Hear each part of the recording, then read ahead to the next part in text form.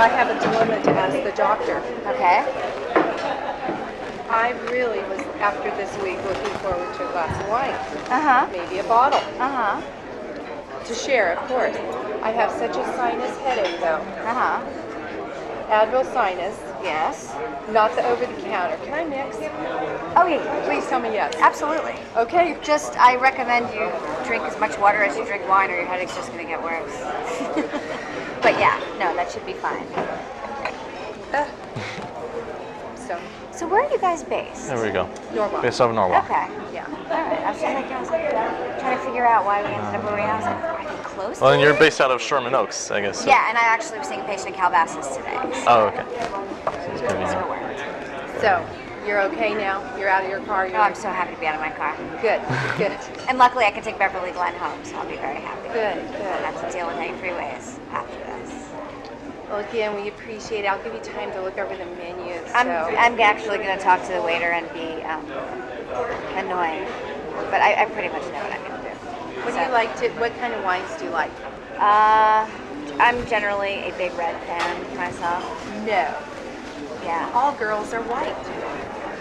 You know, I think what it is I justify the red because it has health benefits, where the white is purely pleasure. So I kind of tip it, but I'll go for anything. And white's cold, so and it's 90 degrees outside. So whatever you like. Well, I love no red, preference. but I was for sure thinking you would How are like. you? I'm well, thank you. Is ice water okay to start? Ice water would be fabulous. Wonderful. Do you need iced tea or anything besides water? Just the water. Thank you. Do you still have the wine menu? They took it. Did they take it? No, wait, no. Yeah, that's your folder. They took it. Okay. Thank you. Yeah, well, I'm glad we're finally able to connect. I know it's been difficult. Yes, yes. Yeah. Going on. This is actually. I've been. Could we get for a whole could we 2 get the weeks. wine menu again? I think we lost it. Was it a good time for you? Yeah, I've actually been in LA for almost 2 weeks. So Very good. I'm leaving again on Monday. So Oh wow. So I Thank want to you. pick your brain and make the time as productive as possible. So how much time do you have? I want to make sure we're not I have a meeting at 4. So at 4. And yeah. how long would it take you to get there? I'm going to go over Beverly Glen. So if we're done by 3 at the latest, I should be fine. Okay, good. So I have nothing. So make sure we're Yeah, I don't know what you guys have planned, but I think that should be plenty picking of your time. picking your brain, and having a glass of wine. All right. But I'm going to take a picture. What are you guys having? Well, For I was. food? I'm sorry. Go ahead. Oh no, you mean for what to eat? Yeah. I don't know. Do you know? I think I like the look of the salmon I'm with the having cherry a tomato and the Chinese basil. chicken salad. I thought you were talking about wine. It's totally white. It has to be white. It does not have to be. That but is it such does, an it does. old no. It does. We No. could do a rosé as well. I don't know if you guys like rosé, but I'm gonna let them pick. I'm based on what we're eating. I like to do it that way, so it works for everybody. I am not that picky. I'll drink anything, I think, but I like Well, your it's idea Friday. about red. Yes. You can justify it, right? Of course. It has health benefits. It has resveratrol. It's not present in white wine. If it's a good red wine. Yes. The cheaper ones, it's mostly coloring, from what I hear. Yes. Well, if it's done well and made well, it has health benefits. That's my You can tell that's my line.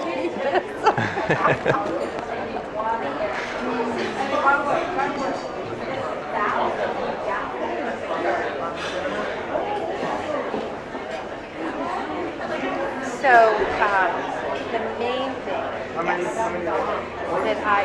the main thing, but I suppose the first is I'd really like to be able to connect with people that I feel they don't know we're out there. They don't know there's this opportunity. And that can be a little touchy. I think for them more than us, but I want to be delicate to any reservations or... Yeah, I don't think it's a reservations issue so much as a perception issue. Perception, yes. because I think every provider has had patients who want to donate their tissue, and they absolutely want to accommodate them. They just want to do it in a way that is not perceived as this clinic is selling tissue, this clinic is making money off of this, that. So, I know in the Planned Parenthood world, for example, they're very, very sensitive to that. And before an affiliate is going to do that, they need to, obviously they're not, some might do it for free, but they want to come to a number that it doesn't look like they're making money. They want to come to a number that looks like it is a reasonable number for the effort that is allotted on their part. I think for private providers and private clinics, you'll have much less of a problem with that. Okay. I think we're ready. Something there? I wanted the Chicken salad? Of course. And for you? I'm going to be difficult. Can I do the 2 first courses from the Daniele menu and just do that as Of my... course. It's not difficult at all. Do you want them at the same time? Yes. You got it. Thank you. For you, sir? If I could have the king salmon with squash, cherry tomato, and basil, Is please. medium a good temperature on the salmon? Yeah. You got it. And then we were hoping someone would be able to pick wine that would work Of for all course. of us. Yep. Do you want to do a bottomless share? Yes. Of course. Thank We can you. definitely make that happen. Okay. Thank you. Okay, so when you are or the affiliate is determining what that is monetary, Yes. so that it doesn't raise any question of this is what it's about. This is the main. What price range would you? I'm going to throw a number out. I would say it's probably anywhere from $30 to $100, depending on the facility and what's involved. It just has to do with space issues. Are you sending someone there that's going to be doing everything, or is their staff going to be doing it? What exactly are they going to be doing? Is there shipping involved? Is somebody coming to pick it up? So, I think everybody just wants it to. It's really just about if anyone were ever to ask them, well, what do you do for this $60? How can you justify that? Or are you basically just doing something completely egregious that you should be doing for free? So it just needs to be justifiable. And we have 67 affiliates. They all have very different practice environments. They all have very different staff. And so with that number, did you say 67? 67. Okay, so of that number, Yes. how much would personality of the personnel in there would play into it as far as how we're speaking to them? And I think for affiliates, the end of the day, they're a nonprofit. They just don't want to. They want to break even, and if they can do a little better than break even and do so in a way that seems reasonable, they're happy to do that. But really, their bottom line is they want to break even. Every penny they save is just pennies they give to another patient. Exactly. To provide a service that patient Because can of get the loss, otherwise. I'm sure, in other areas. So- Exactly.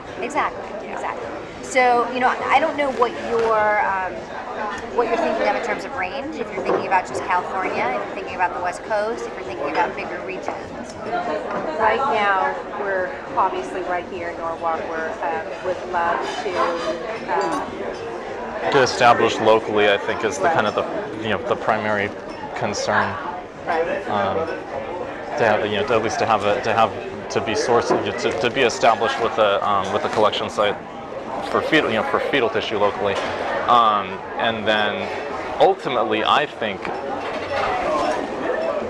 what I would like to see happen, which would be something very different as far as the different procurement organizations that exist right now.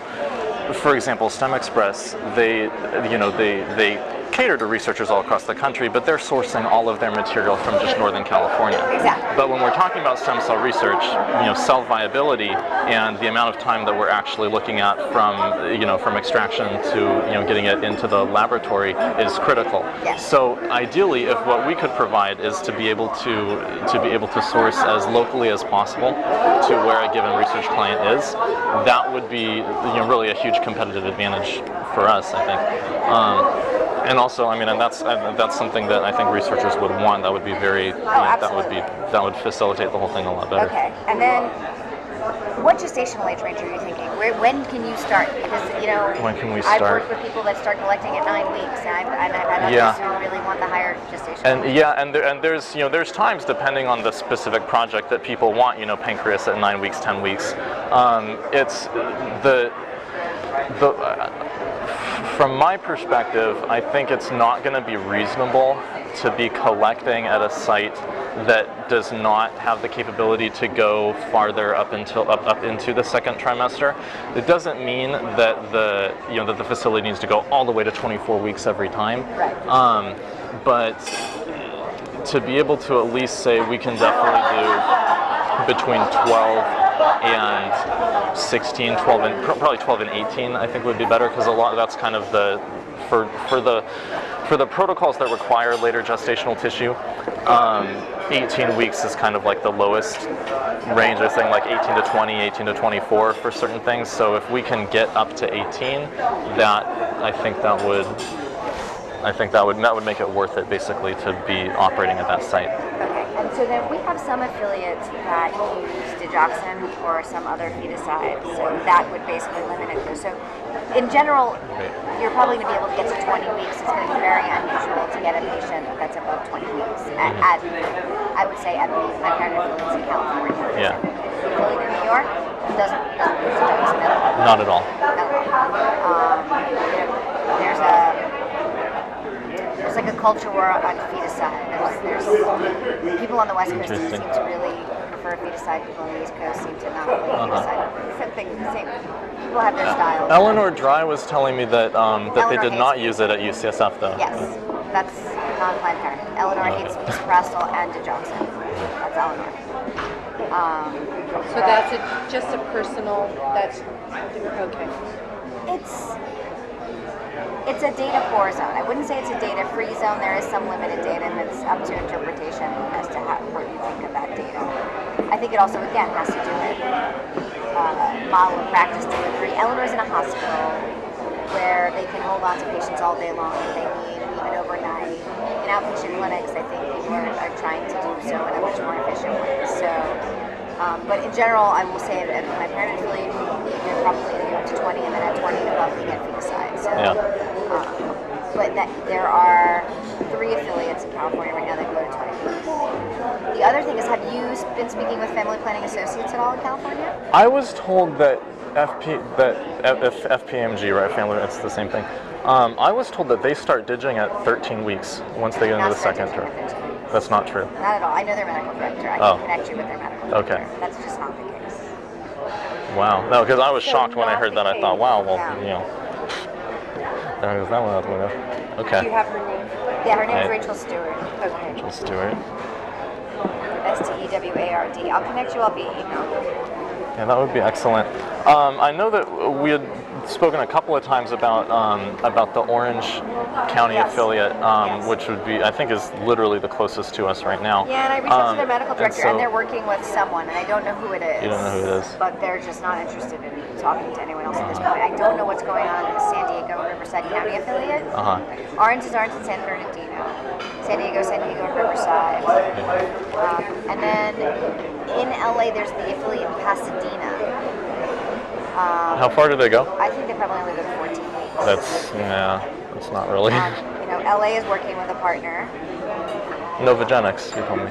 Yeah, I guess. Yeah. You don't know for sure, I guess, or I know the people. I don't know. I mean, I know the staff. I've never actually asked, to be honest, because that's a decision that's just not made by me. But it's an established relationship. I don't imagine anything's going to change in the short term. Which is why I think Family Planning Associates is an option, because they go all the way to Bakersfield and all the way as far as to Orange County, so you have a pretty broad range. They definitely go to 18 weeks, and at some sites a little higher than 18 weeks, but that's like kind of a case-by-case basis. We're going to do a bottle of our Dip Pop, because it's not going to be too full, but it's going to be full enough and acidic enough, because everybody's got something a little bit rich with theirs. Like the salmon itself is rich, the avocado dressing, and the gorgonzola. So it's got just a little pepper to it as well, but it's not going to be too overwhelming in any way. I think it can go well with all 3. Thank you. When we were saying the $30 to $100 price, that's per specimen that we're talking Per about, right? specimen. Yeah. Yes. And what does per specimen mean for Planned Parenthood? Is that you guys consider that a discrete sample? One case, one patient. And then again, there's different steps involved too, right? Because then who's going to consent the patient to donate their tissue? If that's staff time that gets figured into it, as opposed to if there's somebody who's there and the staff just flag interested or eligible patients and somebody else does the work. But it's basically for individual patients. Okay. So, if you end up shipping 4 different specimens for one patient, it's a per patient. Right, that's what I was going to say, is if we can take, kidney, liver, thymus, and say bone marrow. Yeah, it's that's not still all just one. Okay, yeah, because to us, when we charge, that's 4 specimens for us to Oh, good. Take it in. Yeah, that's 4 specimens to a researcher, and that's to basically the way that they do their work, right? The way that they do their work is the way they can budget is by the amount of time they spend. One patient has to see one bunch of tissue. They handle the tissue. They do everything they do, in that way. So. Got it.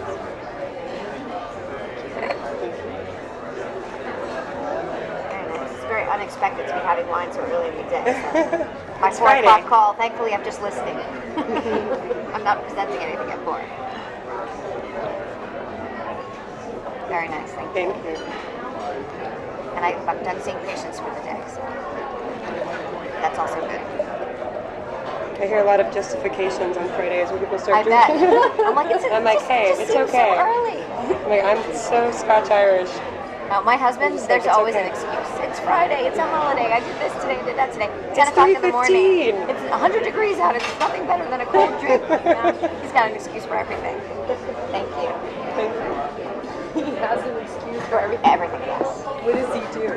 He is locations for television and film. Okay. Well, So he works on a different schedule anyway. But yeah, so it's really that's the way, and I pretty much guess that's, again, it depends. I mean, if you're expecting somebody to process and package, identify tissue and package it them for you and do it for you, it's going to be at the higher end of the range. It's just, in all cases, it's really going to be about staff time. Because that's the only cost to the affiliate. And then if you want space, like for example, Novogenics is at PPLA. They have a corner of the lab, and they set up and they come in with all their coolers and they handle all the tissue and everything. But they're basically taking up space. So I'm sure the affiliate considers that when they come up with this reasonable. But I don't think anybody's going to come up with a crazy number because they're all very sensitive to this too. And at the end of the day, they want to offer the service because the patients ask about it. I think that's what's most important to me is the patient and how can we serve them and how can we make just the whole experience. This is just my passion for patients. So, can you give me an idea of what is that like for the patient? I get them on the other end after, but during that, if there's some way that this can be presented in a delicate way that they're seeing the... Yeah, I mean, there are obviously the patients who come in who are asking about it from the start, which they're just very easy to talk about. But the others, I mean, honestly, there's not going to be one thing that works for every patient because every patient experiences a whole wide range of emotions about the experience in general, and so you don't know where they're coming at from there. But I think every one of them is happy to know that there's a possibility for them to do this extra bit of good in what they do. And I think the patients respond most to knowing the types of outcomes that it might contribute to. So, for example, they see Parkinson's research, Alzheimer's research, things like that. I think most of these patients have some experience with one of these conditions or another. I think the ones that come in asking have already had the experience, which is why they come in asking. But I actually think it's an easier conversation to have than just consenting them for the procedure in general. Because at this point, I mean, I think it's more important when you have the conversation. And I think a lot of people feel very strongly that the conversation shouldn't be had until after they've made their decision to terminate, they know how far along they are, they know what's going to happen, and then when all of that is said and done, and they've had time to kind of let that sink in, then to basically say, now this is how we normally handle the tissue. But if you would be interested, there's another opportunity to contribute to research, contribute to science, donate your tissue. Most patients, like I said, are very, very motivated. I haven't really seen very many patients that say no. I was in the OR yesterday, and we had, I'd say, 18 patients. Probably half of them were either got the Digoxin or were under 18, and the rest of them all donated their tissue. So I don't think it's a difficult conversation to have, because I think the difficult stuff has already happened. They're kind of prepped for this, and if anything, this is almost a pleasant surprise in a way. Yes. You've been through the tough stuff. You made this difficult decision. Now there's one more opportunity for you, to think about, and I think they appreciate it. So that's. And you're even saying you think it's better if the conversation can happen, the earlier the better. Well, I mean, we like, there's always concerns too about kind of coercion, so you always want to make sure that they've made their decision to actually have the procedure, and then before you start adding on other things. Anytime we do any research, and Planned Parenthood has very strict protocols around if we're doing a research study in general, when the different points of the consent happen. This doesn't really fall into the research bucket because it's not a specific protocol, it's not a specific project, so they're not consented for a specific protocol, it doesn't go to an IRB, but yet there's certain principles we still think it's most ethical to follow. And that is really, as I mentioned, to just to make sure that they've made their decision, they're comfortable with their decision, and then to say, okay, well, now that you've passed that point in the process, there's one other opportunity we wanted to let you know. Yeah. Would it ever, and I'm in an area that I'm not familiar with, so I don't even know how to phrase it. If there is certain type of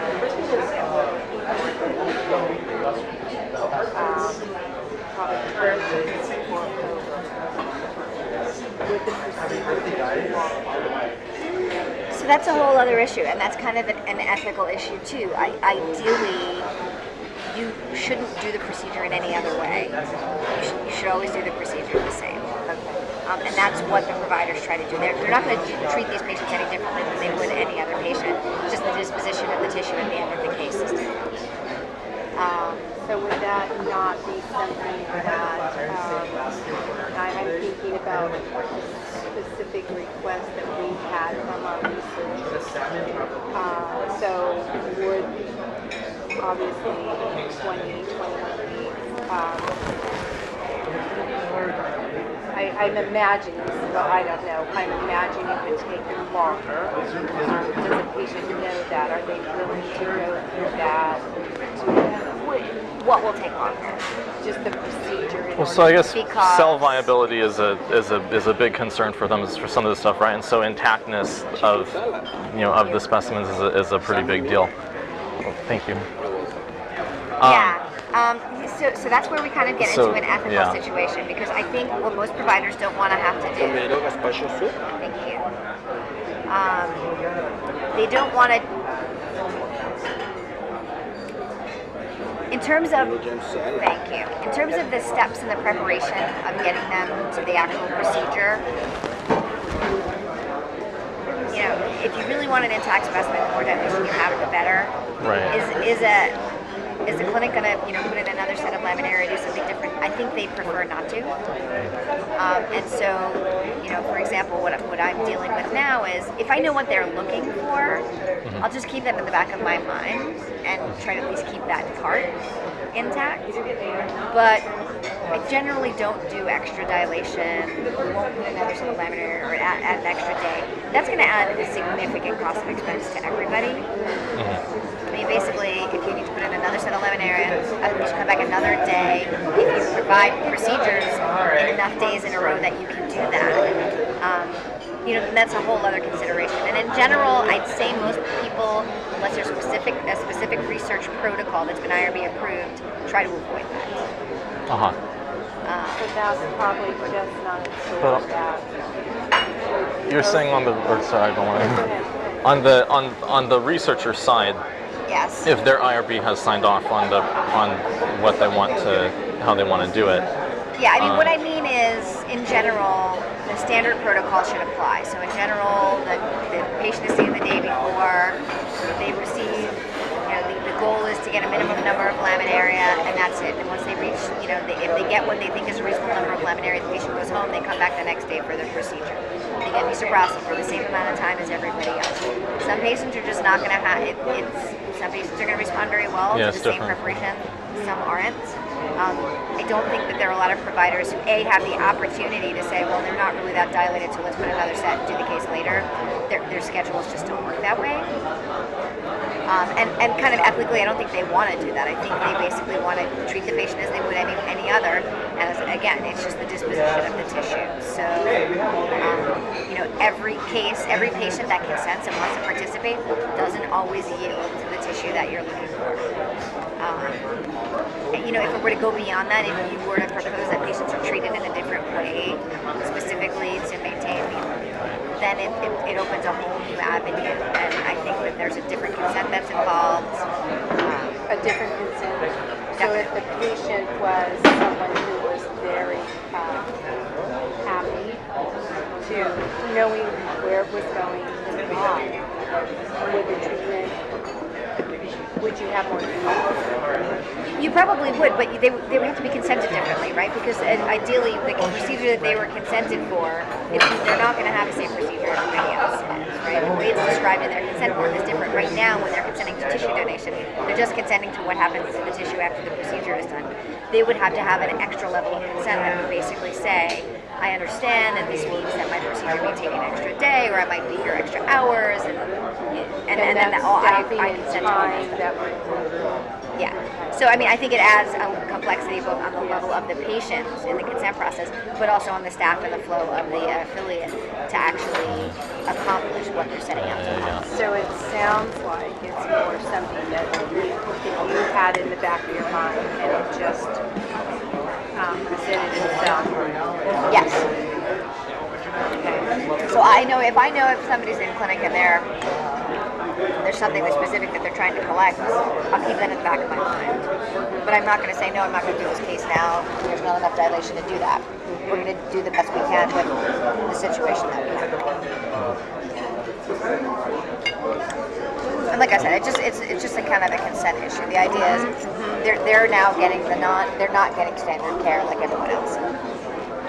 But from our end, I just see the consent issue, the staffing, the time.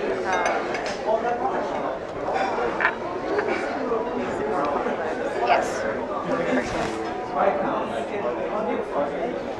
Well, that's good to know. What would you say is the degree of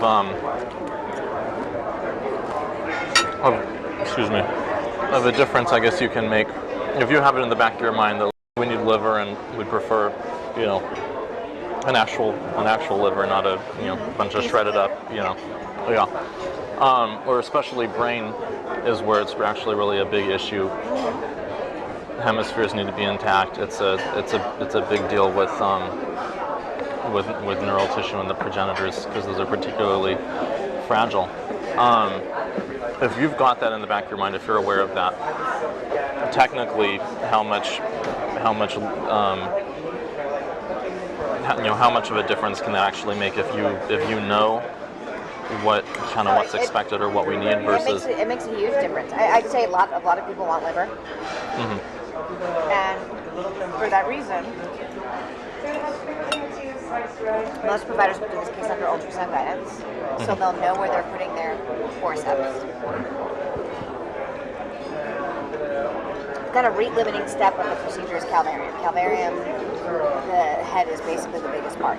Most of the other stuff can come out intact. right It's very rare to have a patient that doesn't have enough dilation to evacuate all the other to bring the body cavity out intact and all that.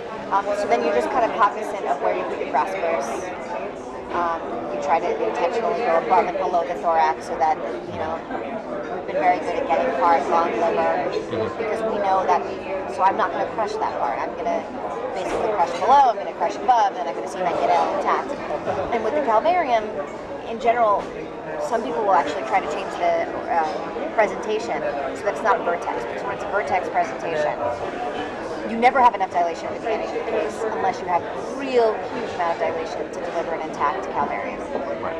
So if you do it starting from the breech presentation, there's dilation that happens as the case goes on, and often the last you can evacuate an intact calvarium at the end. So I mean, there are certainly steps that can be taken.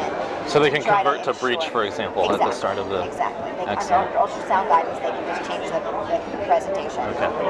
So, the preparation and everything would be exactly the same as everybody else. It's just the order of the removal of the products that is different. And most people see that as not different. No, because we're not talking about like it needs to be a hysterotomy and like something like crazy like that in order to, I was thinking there was probably an easier solution to this problem.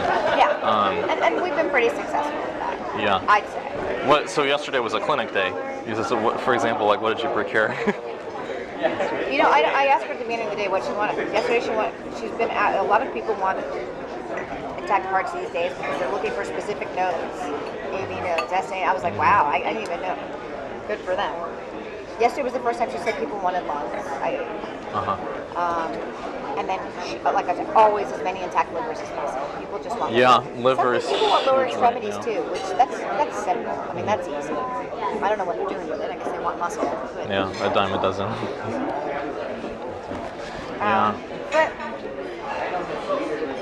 I think it's good to have so this is kind of another consideration to make, is when you do partner with a clinic, you're probably partnering with the manager or the owner or the director. You're not so much having a relationship with the providers, but I think it helps to have a relationship with the provider, because if you do, you can have this conversation with them. Exactly. You can say, this is what this is what we're looking for today, and they're more apt to. I fit in the back of their mind. Absolutely. Of course I want to help. I'd rather this actually be used for something. So I think just as much as the patients, the providers absolutely want to help. Exactly. And if it's something as simple as just converting to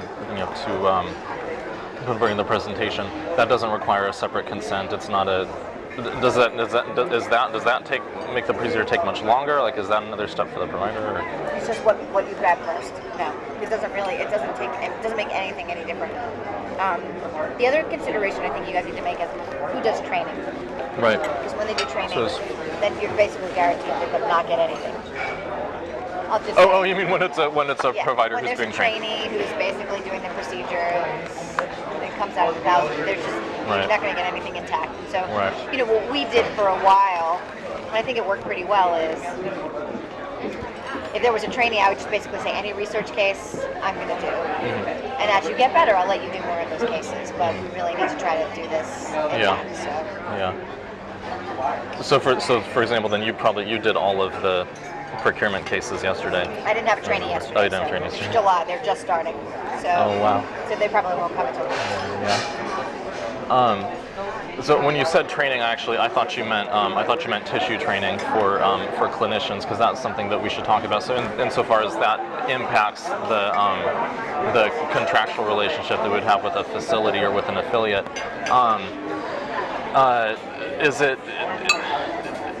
does it tend to be more one way than the other? Are there many affiliates that have staff that have tissue training? They know how to handle it. They know what to do with it. They prefer to have their own people do it, or because we've been imagining that we would be sending techs of our own in, similar to the Novogenic situation that you have right now. I would say, barring some bizarre space issue, because some places just really have very, very limited space, most people will be happy to do as little for you as possible.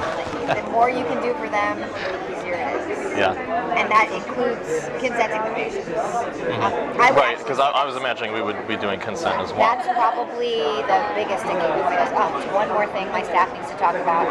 They only have so many minutes to talk to the patients. So you say we're coming to do the consenting.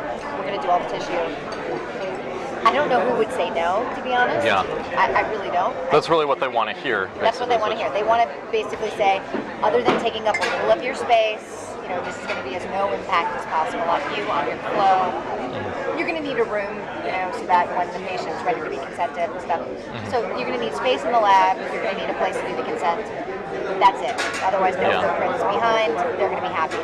There are affiliates that have been doing this for so long and have staff that are so good at identifying tissue. They may just say, it's something that I think my staff could do. That's going to be the minority. Yeah. Especially because most, they know how to identify some stuff. They probably don't know how to identify what. Biliary tree. Exactly. They're looking for basically all of the limbs, the thorax, the head, the placenta. We've got it all. That's their only concern in the lab right now. Yeah. How long right now, average, are two spinning on consent? I would say they probably have 10 minutes Per patient. per patient. And that also includes contraceptive counseling and a whole bunch of things. So. That's all pre-procedure. That's all pre-op. And they have room, that's somebody that's already there, space for that.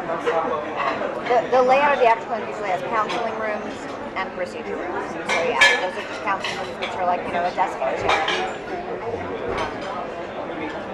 And then the procedure rooms. Yeah. So, certainly I'm not an expert on your clinic flow, and I don't presume to know where we would fit in best in the process. But what I know that we've done for other practices, like for example the cosmetic surgery centers we work with, and those if we have just like a clinic float, so our tech kind of acts as a float, and is just kind of with their clipboard and can mark down the interested patients ahead of time to just try to facilitate that. I don't know if that's something that would help or hinder your process. No, I think that's how it works with a lot of the research that I say as well. Okay. Is they just kind of identify who's interested at the beginning of the day, or who's a candidate, and ask them their interest.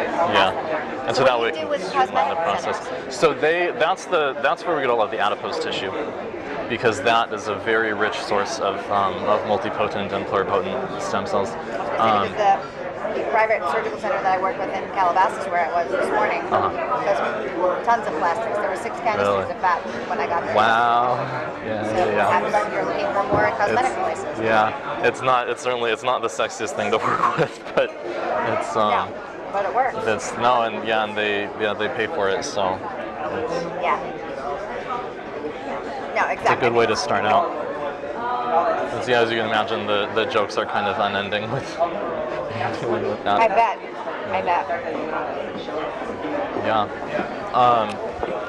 Let's see here. So you spoke with the medical director of the Orange affiliate, and they have an organization already, not interested in changing. Do you know anything more about what particularly they're really satisfied with in that relationship, like that we can emulate, or I didn't probe it, do just better asked if than? they were interested. They said they were working with someone. I don't know who it is. Yeah. I know that years ago there was somebody based in Irvine that they had been working with, and then they stopped for a while, so I don't know if they started again. And was that situation or this one right now? Is that a procurement organization they're working with, or it might be just a direct laboratory?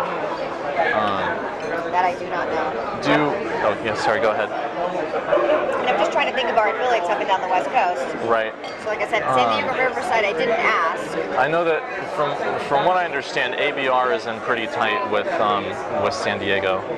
Okay. ABR. Well, I'm actually going to be having drinks with their medical director next week, so I can ask. Oh, at San Diego. Okay. Yeah. That would be good. We were talking about it, and if we have, if we're looking farther afield than just locally right here, it probably makes most sense to kind of be looking at that swath of, southwestern United States moving east. Ideally we could just be going north, but Northern California is kind of dominated by STEM Express right now. Yeah. Whether or not that'll continue to be the case is kind of an open question, from what I understand of them. But it looks like it's better to go east at this one. That's more open territory right now. Where are you? So we're looking at then I guess we're looking at Arizona, New Mexico, and there's a. There's a law in Arizona, so they only the law is 20. It was 18, and I think it has to stay, but it might go back. But so Arizona's definitely. But they do go to 20 in Arizona. They do. Because and that's as good as we would be getting in Orange anyway, right? Because they start ditching I'm it sure they would at be 20. interested. So in Arizona, can And we? do you know who is there? That we can Their medical director, yeah, or their patient services person, yeah. Okay.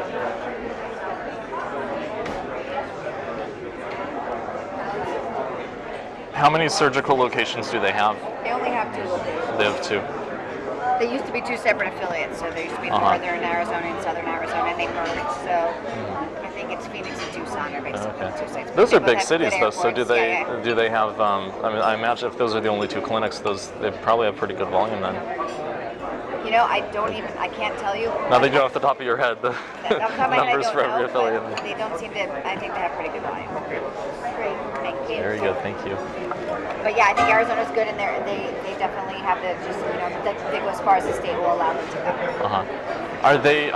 Do they have any previous experience with procurement or? No, and they have a fairly new medical director also. Uh-huh. But their CEO is very business savvy, and like I said, I can't imagine he wouldn't be interested. Would that be a good person to contact, or is that? You got to talk directly to the CEO as opposed to. I'll reach out to the CEO, and they have 2 medical directors, one who just handles primary care and one who handles all the surgical services. So I'll reach out to both of them and ask them who's the best person to connect you with. Okay. That would be good. I did see online that the Gulf Coast affiliate as well already does donation services, or already They do does a ton tissue of donation. research, so I wouldn't be surprised if what they're doing. So then, and I don't know if that's in conjunction with a tissue procurement organization, or if they work directly with researchers, or if there's like if they've already got it covered and there would be no need for us. But I don't know. I can ask. They of all of the affiliates, they have the largest research program. They have a multi-million-dollar budget. They've been doing research for a very, very long time. So Yeah. I think they're very well connected. Uh-huh. I'll ask.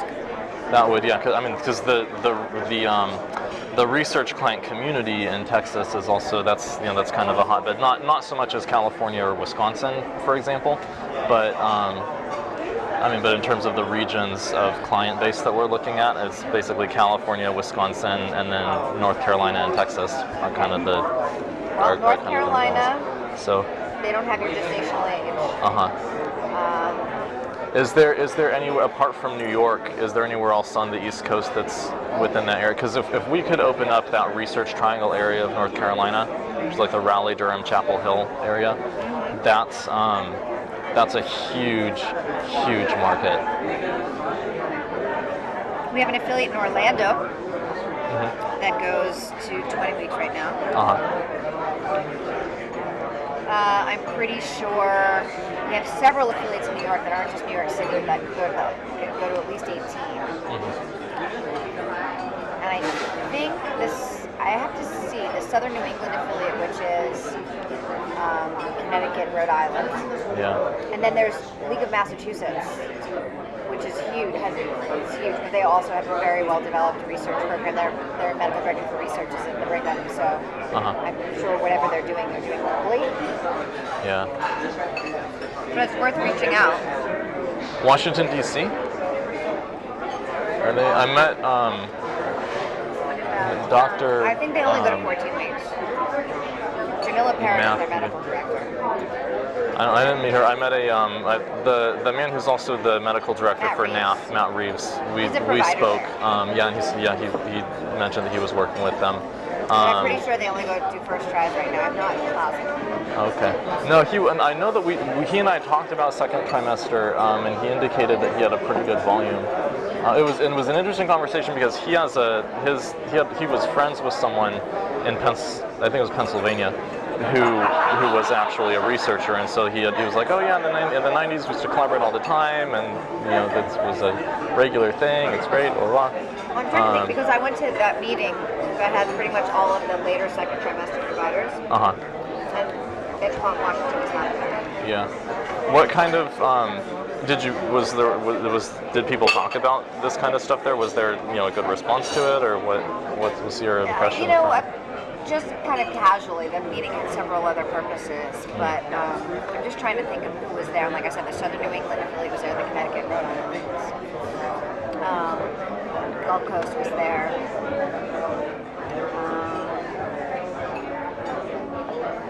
Minnesota, North Dakota, and South Dakota, they go to 20 weeks.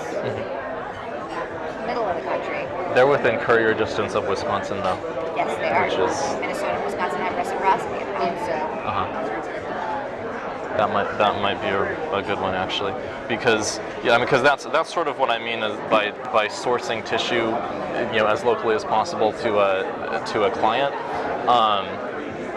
Because if we can get it to the point where it's not a matter of FedExing it overnight or deliver something like that, but it's just a matter of somebody carrying it, 2, 3, 4 hour drive.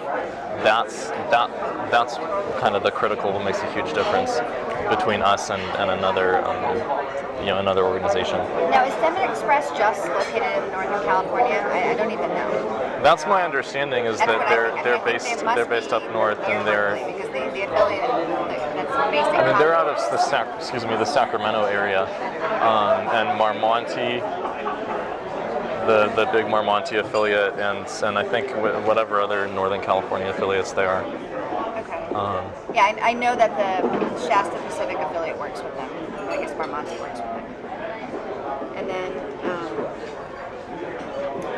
many years ago, there was just University of Washington. There was a group at University of Washington that reached out directly to. There's still University of Washington is the that's the NIH official fetal tissue collection service, and they a lot of researchers don't use them, though I'm not sure why. I think it's just because there's kind of a backlog with their cases. It's they were the only one for a long time, and so it's kind of like the pipeline just isn't working properly. So I guess my question is, are you guys planning on exhibiting at a Planned Parenthood meeting? Because I think the one that you mentioned in October, I know that Brianna's working on getting that. Yeah, in Miami. Right. Yeah. I think we plan to be there. Barring unforeseen circumstances. Because I think that's a good opportunity. All the medical directors are going to be there. Some of the CEOs are going to be there. Yeah. But what you really want to talk to is the surgical services medical directors. So that's a really good opportunity. And the main things that they're going to want to hear is that we're going to do everything. Yes. Basically, like I said, there is not a provider out there. I can't imagine. I don't know if you guys have talked to Warren Hearn at all. Maybe he doesn't care. But there's not a provider out there that doesn't want to do this. Everybody just sees it as a way to just add another level of good on top of what they're already doing. And they already feel that what they're doing is very good. Yeah. But again, the majority of the providers are either nonprofits like the Planned Parenthood setting or operating on a razor-thin budget. So as low impact as you can be as possible, the better for them. Right. I really do think you have a good opportunity with Family Planning Associates in Southern California. And like I said, as soon as I get back to my desk, I'll connect you guys with Rachel. They're expanding their services in a lot of ways. And to my knowledge, you're not working with anybody in Southern California. So I think you've got an opportunity there. Yeah. So I want to take another track. We have limited ourselves in our thinking, I think, right now to local in the South, Texas, Arizona. Is there anyone that comes to your mind? So I don't want our limitations to stop. Is there anyone that comes to your mind that, if you were willing to go to this? Well, the other affiliate in Texas, there's one other. Right now, the laws in Texas are pretty crazy. So there's only 2 affiliates. There's only 7 clinics right now. 5 of them are independent, and 2 of them are Planned Parenthood. So low volume kind of clinics, probably not. High volume because there's nowhere else for patients to go. Texas is a huge state, so I'm going to say that. Texas is a huge state, and they basically shut down almost every clinic. So there's a woman named Amy. I'm blanking on her last name. Whole Women's Health. I don't know if you spoke to at the last meeting. Amy Hagstrom Miller. We met some of their providers. She's got kind of shorter blonde hair, kind of Puritan-like hair. We spoke with her, spoke with Carrie, Tara. Most of the clinics that are in Texas, but then there's Gulf Coast. And like I said, I don't know the details of what they're doing, but I'll find out. And then there's Greater Texas, which is Dallas and Austin. I don't think they're working with it. And what's their gestational limit? 20 weeks. 20 weeks. Okay. So I think that, and again, the affiliates in Texas, I think, even if Gulf Coast is working with someone, I think if you can be creative and come up with another way or a better way, Right. times in Texas are very hard right now. So anything that that you can do to just make it a little bit easier for them and a little bit better for everybody, I think get your foot in the door. Yeah. So, I'd be happy to introduce you to both of their medical directors. Yeah. Paul Fine is Gulf Coast, and Daryl Johnson is Greater Texas. I'm sorry, could you spell the first one? Paul Fine, F-I-N-E. Oh, Very easy. too easy. Yeah. He actually trained at USC, so he's been in Texas for many, many, many years. And then Daryl Johnson is the other. Both Greater Texas and Gulf Coast have pretty well-developed structures. They have pretty independent surgical services and kind of research and people that are interested in academics and research. So I think that they're naturals. The one other place that I would consider that you're not thinking about possibly is St. Louis. Right, Missouri. Yeah, we'd mentioned that. Yeah, I think we mentioned that before. David Eisenberg is the medical director of the St. Louis region. They do second tries. They have a very extensive collaboration with all kinds of research, and they have a pretty dynamic medical director. His name is David Eisenberg. So I think that's definitely worth your while. That's, just thinking of the map, and if there was some place that was untapped, I would say St. Louis is Yeah. worth investing. And so, and what's the best way to contact? Just for you to connect us by email, or? Yeah, what I'll do is I'll kind of reach out and see if any of these folks are interested. Like I mentioned, they'll all be in Miami in October, every single one of them. And I can guarantee you, even if I didn't connect them, they would come to your table because they're all interested in doing this. Yeah. And to my knowledge, everybody's looking to do this, but they've only been able to find some very local or very small opportunity to do this. So, if there is an organization that someone is working with already, that they can kind of get a recommendation or a connection, I think they'll be very open to that. So I think that's a possibility. And like I said, I just think, the other thing that's a big pet peeve, I think, of many of them is people just kind of don't understand the practice environment, and they don't understand the way that patients flow and how it's going to impact them. So if you can show that you're sensitive to that, that's going to be a breath of fresh air for the most part. And say, we don't want it. We understand that you're time limited. You have your staff. We want to be as low impact on your process as possible. Just flag the patient who might be interested. Set aside some room for us. We can do the rest. We will handle the tissue, do everything. All we're asking for is your space and your consideration. And I think that. Yeah. I don't know that anyone would say no. Yeah. Everyone's been looking to do this now for about the past year and a half. The affiliates in California have been very lucky because for some reason in California there's no shortage of possibilities, but I would say that's not the case elsewhere. And definitely, I saw STEM Express at the NAF meeting, so I know that they're out there, but I don't even know how the connection with Novogenics was made. Most affiliates don't even know how to reach out. They don't know who to reach out to. They don't know where to make this connection. Yeah. Has the relationship with Novogenics been for the past year and a half? What is it about the past year and a half? I don't know how long it's been. I feel like it's been about a year or two. Yeah. What is it about the past year and a half that all of a sudden everybody's talking about? Is it because of STEM Express and the NorCal affiliates? I think patients are asking more. There's more And so people are aware. Patients will call up and make an appointment and say, and I'd like to donate my tissue. Afterwards. And then the affiliates really feel like, oh wow, I need to figure out a way to get this done. Because patients are talking about, in general, in healthcare, a provider's not going to start to offer a service until there's a demand. And there is a demand. Women know that this is something that they can do. So that would be something just for us to think about, women speaking out. Yeah, that's going to be the best money that you spend. Yes. Is just word of mouth. It's much, much better than any ad or anything you could ever do. If you can get women talking and saying, I want to do this. The providers will then say, wow, I can do this. This is something that patients think about when they're scheduling an appointment or deciding who to see. Yeah, just a few more drops, thank you. So, how many affiliates would you say total then are actually working with a fetal tissue procurement organization right now? To my knowledge right now, I only know the California affiliates that are doing this. And you mentioned Gulf Coast. I didn't even know that. So I don't know what it is they're doing. But the Northern California affiliates and the 3 Southern California affiliates.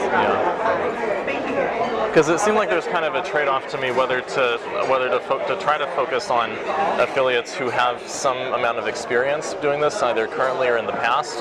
But then if it's someone who's currently involved, with an organization, like then there's an issue of competition. Yeah. Whereas if it's someone who's never done it before, maybe they're interested, but how much longer is it going to take to actually get started up and just all the.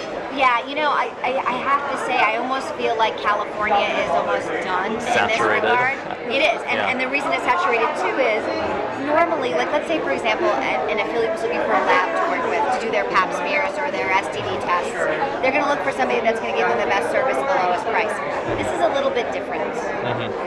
Because they want to do this, but they want to do it in a way that's not going to impact them, and it's much, much less about money. So, I mean, you can call them up and say, I'll give you double the money. They're almost more inclined to say no because it's going to look bad. Right. To them, this is not a service they should be making money for. This is something they should just be able to provide for patients in a way that doesn't impact their bottom And line. offsetting their costs. That's all they're. Yeah, no one's going to see this as a money-making thing. The other reason affiliates see this as a good thing is it's just less tissue that they need to worry about. There's tissue that's taken care of, right? They need to do something with all of that tissue. It's hard to find somebody that wants to do something with that tissue. So the fact that there's somebody that's looking for that tissue is. And that was the point that we were trying to. I can't remember who was speaking to, but just taking that from them. What? That is a huge service to them. Yes. I have to say, when this came up on a national level is there are issues with disposal of fetal tissue. Probably the biggest company in the country that does this is Stericycle.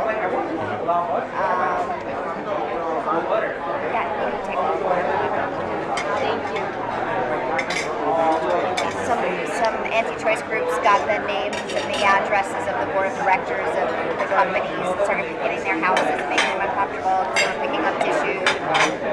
They started Sorry about that. at the houses of the board of directors of a company, a waste management company, basically, that just handles biological waste. And I think that's what kind of started the conversations with affiliates, because they were like, well, what am I supposed to do with my tissue? Right. Then we went to a session on that. Yeah, there was a session on that enough, because it's a serious issue. I mean, that's a service that affiliates need. So I think some affiliates were looking at it as a way to, it's not obviously going to count for everything. Not everybody's eligible, not everybody's going to donate. Right. You're not going to take everything. But that has raised an issue. So, I don't know if this is ridiculously far-fetched, but we'll handle all of your tissue. Matt Reeves actually had suggested that to us, as a way that might. If you could figure out a way to do that, can I just tell you, even if there were people that weren't donating, you would have huge business just for taking the tissue. People would pay. Right. I mean, I was. I was about to. Please take my tissue. I was about to. You could just send off what you wanted to send off, but you still have to consent the patients. Right. But just something to keep in the back of your mind. Yeah, I know. I was about to suggest that. I mean, if it's the situation that, for example, in California, that so let's say that.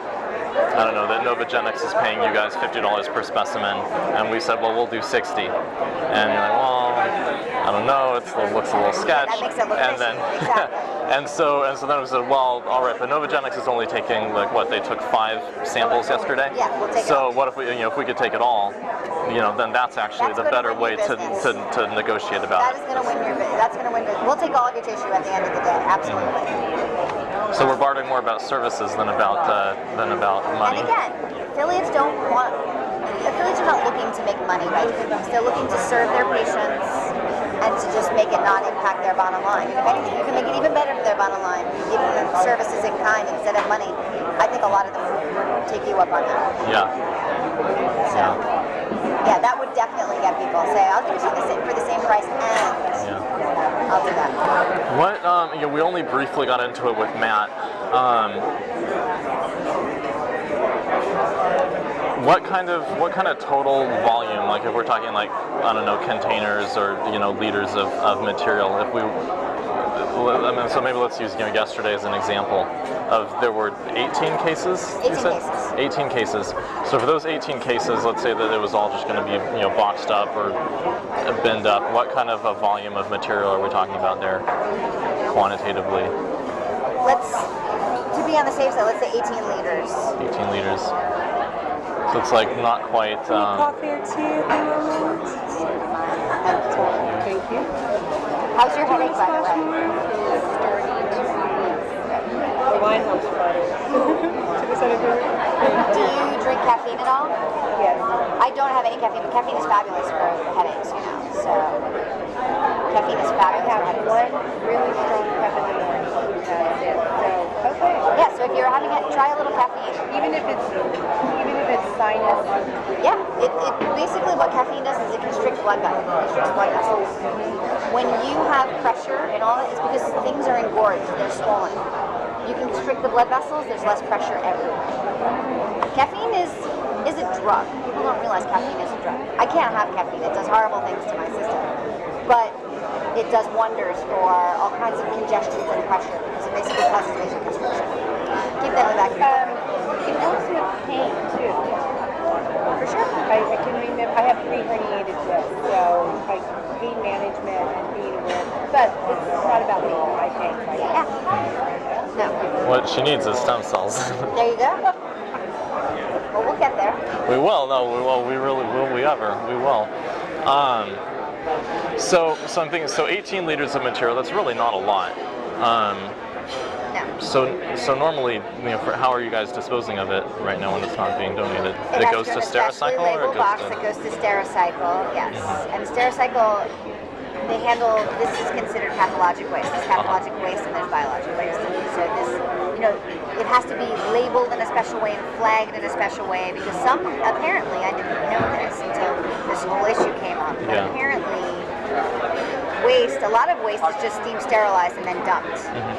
But if it's biologic waste, it has to be incinerated. It has to be tagged for incineration. So that adds costs because they only have so many sites that do incineration. They need to make sure it goes to incineration, so on and so forth.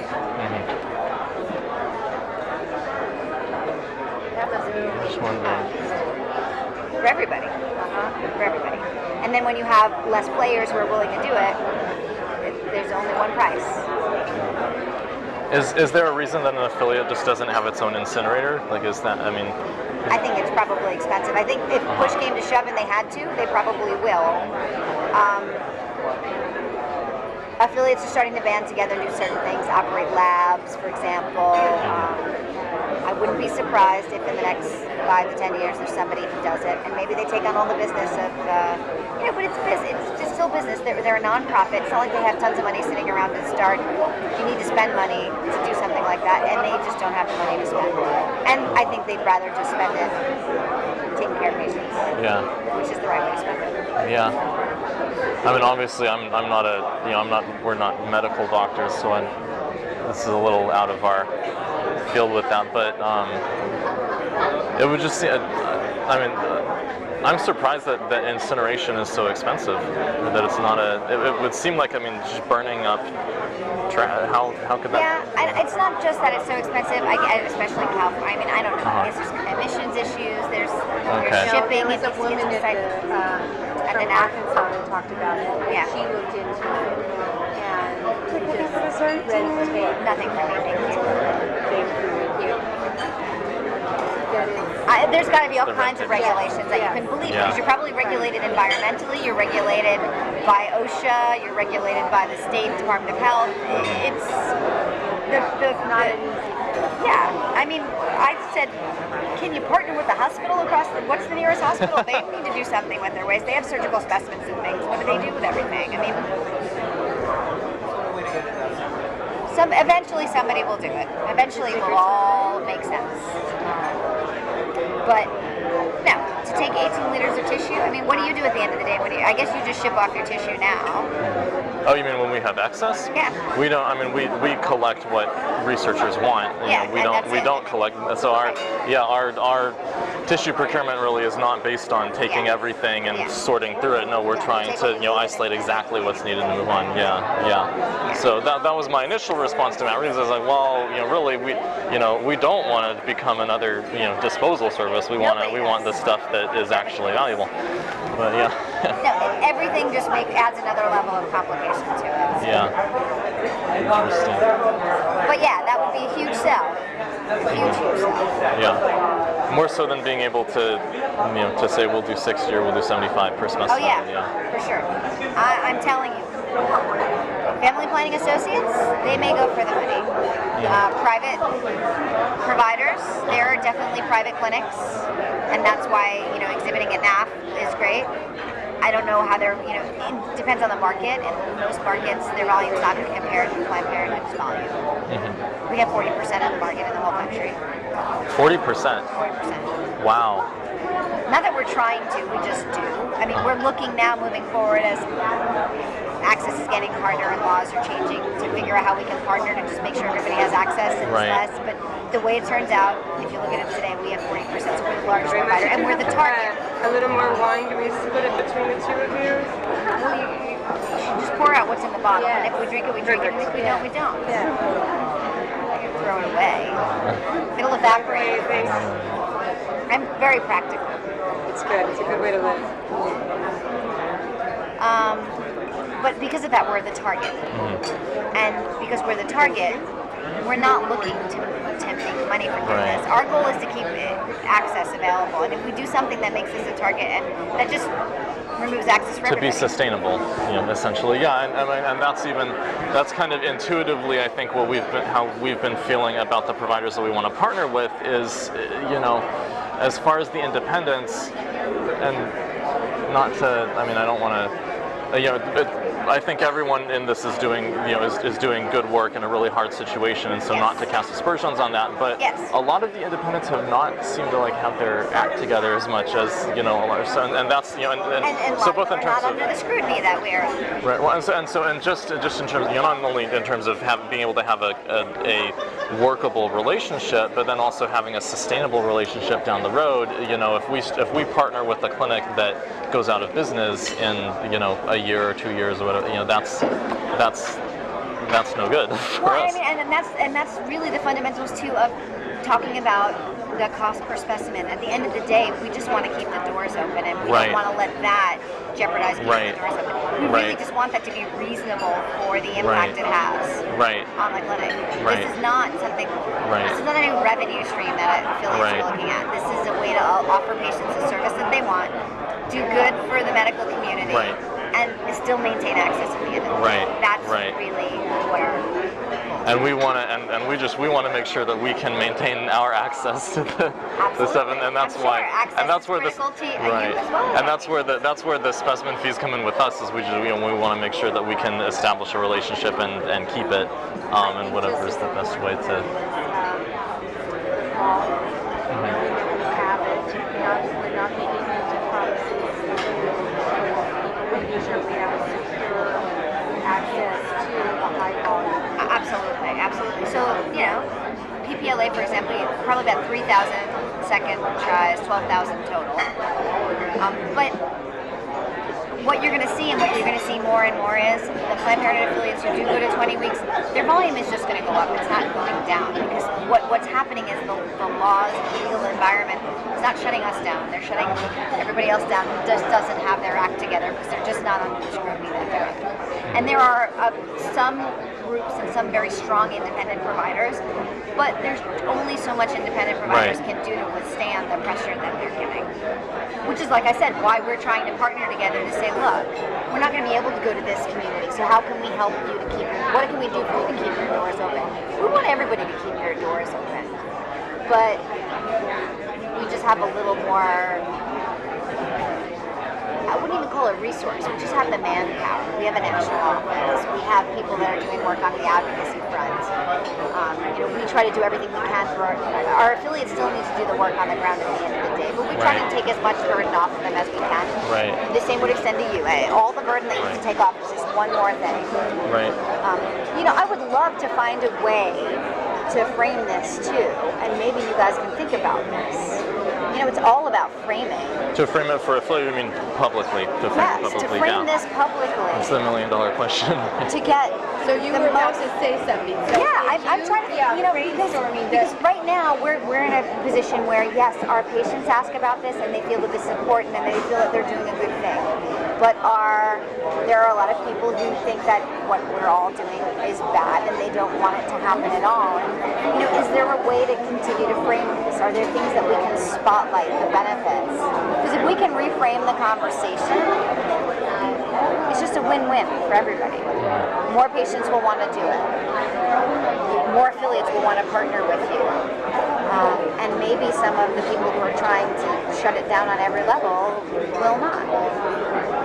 I don't know how to do that. If I knew how to do that, I would have done it already. Yeah. But you're making me on other things that I do working with people. Yes. Sometimes just, it doesn't have to be a public conversation. It can just spread word of mouth, as you said. But even a public conversation. I mean, a few years ago there was someone in the administration, and I'm blanking on who it was, it'll probably come to me, who was just pushing. When Christopher Reeves was working with, there are lots of people who are trying to elevate this, and I think we just need to find the right champion. And now that you said that's very similar to a conversation that scientists in the stem cell research in the regenerative medicine area have been having for many years now, ever since it became a political issue, 10 years ago, however long. I was just at ISSCR, International Society for Stem Cell Research. It's like the major meeting. This is my swag from the For the meeting. but it's every time they have a session on how do we communicate with the public about what we know technically and what we're doing, and and it's not and I don't think they're as sophisticated as talking about framing and reframing and discourse. It's not it's much more techy and kind of nerdy and technical than that. But it's the same. It's the same kind of problem. And I was at an OC business mixer several months ago, and I was talking with someone who does social media about biotech and about tissue procurement. And he says, well, if you guys want to increase your client base, he says, you need to be taking pictures of what you do and putting it on Instagram. Oh, no, you don't. And I said, wait a sec. I said, let me tell you. I know. And get this though. So I say that to him, and he says no. He says because he says there are going to be people who are going to see it. They're going to be grossed out, offended, whatever. He's like, but there's going to be a 15-year-old emo kid who's going to think that liver is the coolest thing ever, and he's going to like it. He's not even a scientist. He thinks it's gross. He likes it because he's a 15-year-old emo kid.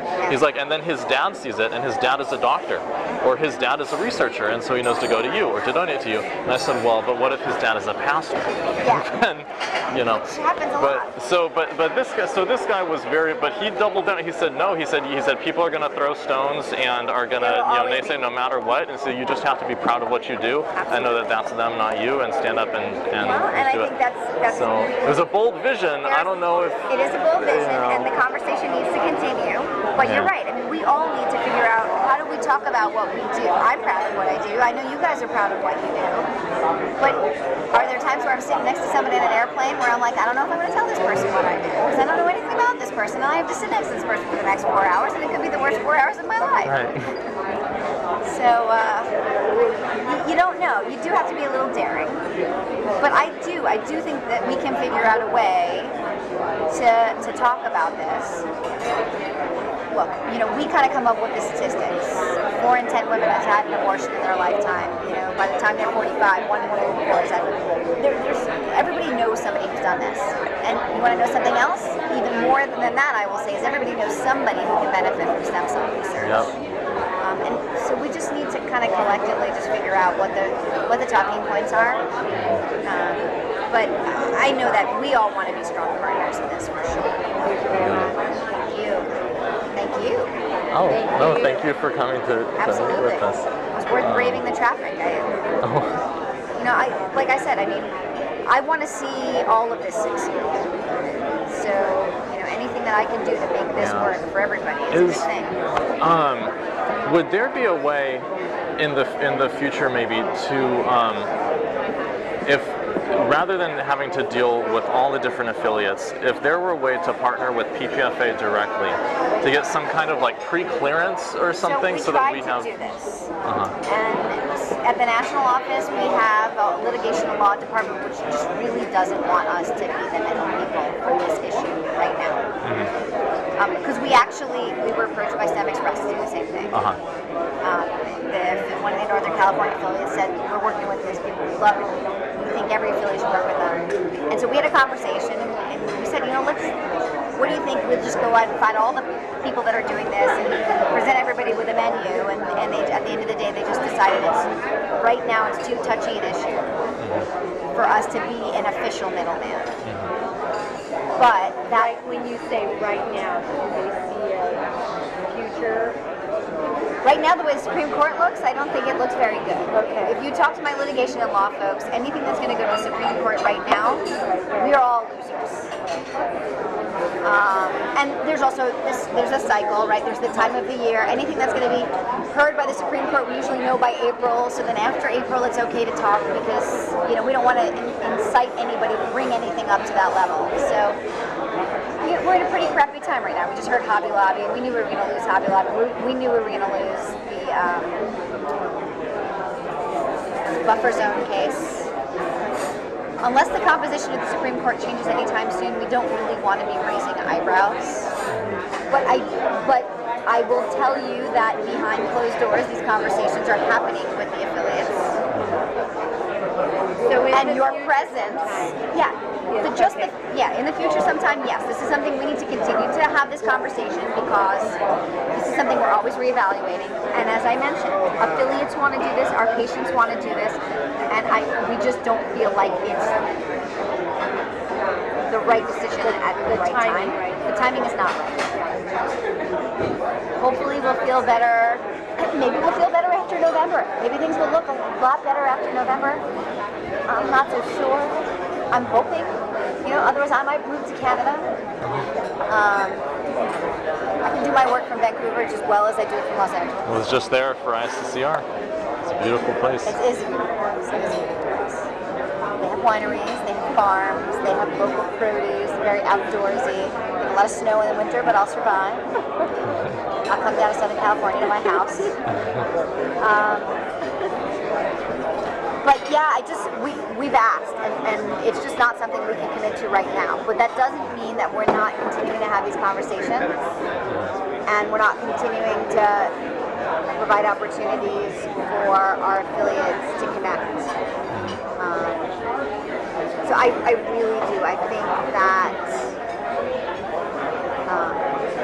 you guys being there in Miami is important, not just for Planned Parenthood, but for all the academic sites. So the forum, the meeting that you would be exhibiting at is a partnership between Planned Parenthood and Society of Family Planning. Society of Family Planning is essentially every training program that trains abortion providers in the country is at that meeting. So this means you're going to have people that are going to be going out and doing this in their private practice. They're going to be going out and doing it in independent clinics, or they're going to be coming to do it with a Planned Parenthood. So with the exception of some of the more cowboyish independent providers who we love and we're trying to support, this is where everybody is. This is a win-win. And it may work on the flip side. There might be people there that want to partner with you to procure tissue for them. Right, and that's what I was thinking when you said academics. Yeah, I mean, so there's going to be people from all of the sites, Pitt, Harvard, name a program, they're going to be there. WashU, OHSU, University of Washington. Georgetown probably has no interest in you because they're Georgetown, but Washington, University of Maryland. We have 23 really strong sites and many, many other sites around the country. So it's a meeting with a lot of academics who really believe in what you do, and I think you'll also make good contacts. I mean, you've got Matt, who's got the independent provider side. You've got me that's got the PP side. And hopefully you can make some strong academic contacts also to kind of keep that momentum moving. You know, a place like UCSF, I don't know that there are many other academic sites that have the volume and the support in UCSF. Right. They're kind of an anomaly. Yeah. And a giant. They are saturated though, as that was the word Dr. Dry used. She said their volume is saturated with being committed to their local researchers right there. What about Cook County? Have you connected with Ashleisha Patel in Cook County? Where's Cook County? Is it Chicago? The largest family planning provider in the Midwest, Cook County Hospital. Really? Stroger Hospital. It's a hospital. It's not an outpatient clinic. It's just a. It's a hospital. And what is it called? Cook County. Ashleisha Patel is the family planning program director. Put her on my list. Thank you. And what's their limit? It's 24. 24. 20 or 24. Do they ditch? Yeah, they did. How late? 20. Most people 20. start Most at people 20. do. Most people start at 20 or 22. So that's not a PPFA national policy though, right? Because PPFA national policy. If New York is not using it, then Yeah. The PPFA national policy is you must comply with the federal abortion ban. There are a variety of ways to do that. In fact, you can't do it before 20 weeks. And there are affiliates that start at 20, there are affiliates that start at 22, and there are affiliates that don't use it at all. New York City doesn't do it at all. I don't know if you've spoken to them. no, I haven't spoken to them. New York City always, is yeah. what PPLA is on the West Coast, New York City is on the East Coast. They don't use it. So you would have up to 24 weeks. The other thing is their volume is probably as big, if not bigger. They do procedures Tuesday through Saturday. Yeah. And this is the type of setting where they'll check to see what the dilation is. If it's not enough, they'll do another set and have them come back the next day because they do it 4 or 5 days in a row. So there you have probably the best opportunity outside of UCSF to get those larger cases. But Cook County is fabulous in the Midwest and Central Chicago. You get 2 airports. Right. Plenty of opportunities there. Yeah. I know that we want to get established somewhere local initially, just to have that. It's just more stable. It's kind of a sustainability issue. I'm just trying to think of a way to get volume in California. Right.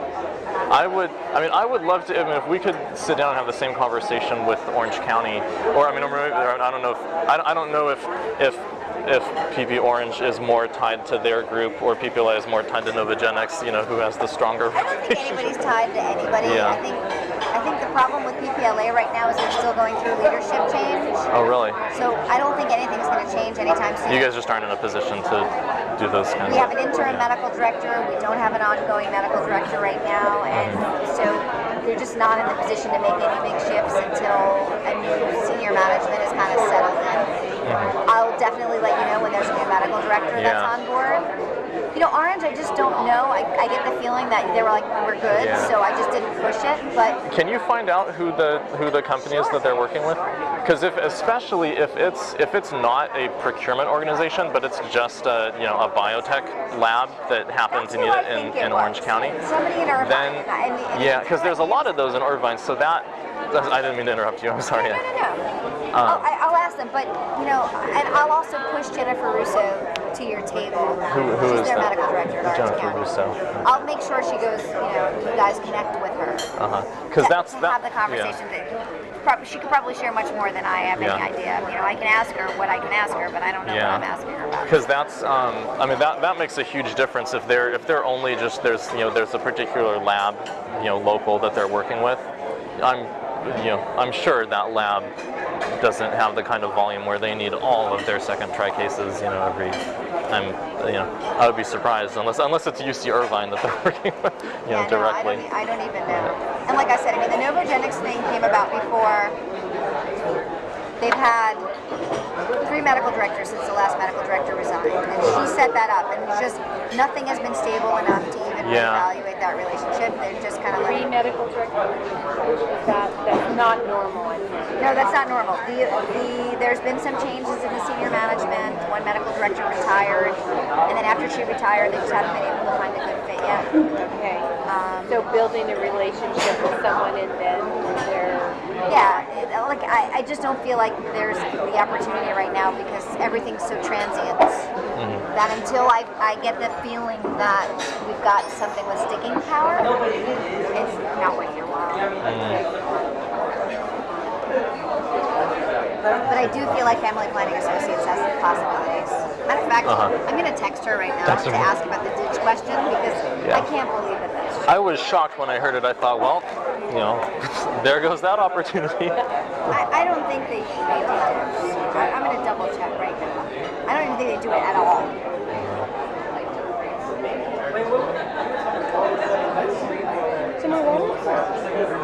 Yeah, I thought to myself, they must be, you know, they must be really concerned about, like, I don't know, sheriff in Bakersfield or something. Yeah, right. I would be shocked, and she's usually pretty quick, but she might be with patients. But let's see. Of course.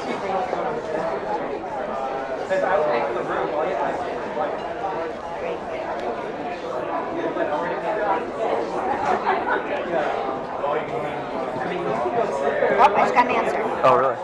They don't do ditch until 18.6. Until 18.6. Can you ask her if they're working with anyone right now? Look what it says. Are you working with any? In exact actual words. Read my mind. I don't know. Is she in the area? Does she want to come have a drink with us right now? She's downtown. She's in Koreatown, actually. Interesting. It's where their headquarters is.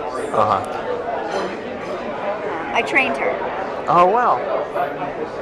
So you think, so FPA is a good provider in your book. They're legit. They're not like they're not flaky like the independent providers. Novogenics is very little potatoes. I mean, I feel like it's really Doogie Howser basically runs the company. He's a doc. I don't know how he got. Wait, you're talking about Novogenics or FPA?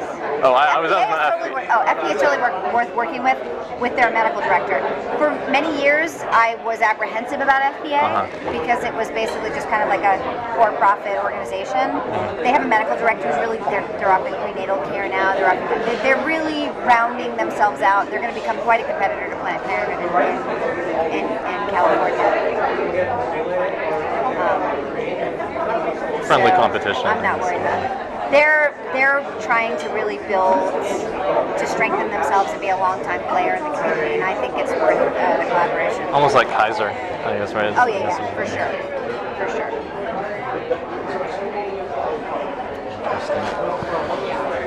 So if we can offer to a given affiliate that we'll take care of everything, the consenting, the collection, we don't even need an extra room. We really just need 3 feet of space and the path lab in the back with a light and everything to do that. Which we already have set up. You just have to. Right. Is that are there affiliates that would just donate the tissue for free, or? Probably. Yeah. I mean, really, the guidance is this is not something you should be making an exorbitant amount of money on. So is that the PPFA guidance? Or? Yes. Our goal, like I said, is to give patients the option without impacting our bottom line. The messaging is this should not be seen as some new revenue stream because that is not what it is. That seems like it would be, and correct me if I'm wrong, it seems like it would be such an easy thing to not show progress, no matter how much Well, but at the end of the day, you still need to have the paperwork to back it up because we are under a microscope like you would. But your loss in some areas must be so much that can be shown to, I don't know. I understand. If you were to look at it in the big picture, yes. But nobody looks at it in the big picture. They look at it with their blinders on. Okay. So I'm just trying to brainstorm because I think offering some people not only just offsetting their cost in other areas, see the potential for that besides the potential for the patient. I'm still going down that road, even though I understand what you're saying. This cannot be seen as a legitimate problem. No, nothing, no affiliation would mean anything that's not like reasonable and customary. This is not. Nobody should be selling tissue. That's just not the goal here. Right. And I never see that as, I don't look at it that way. We're not selling tissue. We're selling the possibility of what the research can offer. I think we all agree with you. Yes. That's just not the perception, sadly. I mean, and researchers are paying for procurement. They're not paying for. Yeah, no. You're not buying a brain. You're buying a procurement service. Exactly. No. And at the end of the day, it's all just sitting there, and it's all just going to be wasted otherwise. Yeah. And it's that's what it is. It's a waste otherwise. Yeah. It's a complete and total waste. Yep. I mean, obviously, I work in a private clinic where if the patients want to take their remains with them and have them cremated, they can do that, right? So that's not a waste. But at the end of the day, if it's just being sent off to Stericycle or some other company, Yeah. I can't imagine there It's isn't gonna rot in the anybody- ground, right? or it could, You could actually grow in have a an culture impact. dish and actually. And have an impact. But I mean, I understand. There's so many different ethical levels involved, and people have very strong feelings, and everyone's entitled to their opinion. But at the end of the day, I'm just trying to make the most people happy Right. and do the most. I mean, and to be mindful, oftentimes there was Lisa Harris gave a very interesting presentation on this at the NAF meeting. How oftentimes ethics or conscience, oftentimes stigma masquerades as ethics or conscience. Oh, yes. And so again, like you said, if people are looking at organ and tissue procurement services and looking at that with blinders on as opposed to seeing the big picture, why are you looking at it with the blinders to begin with, right? That's that's a manifestation. That's a manifestation of your own prejudices and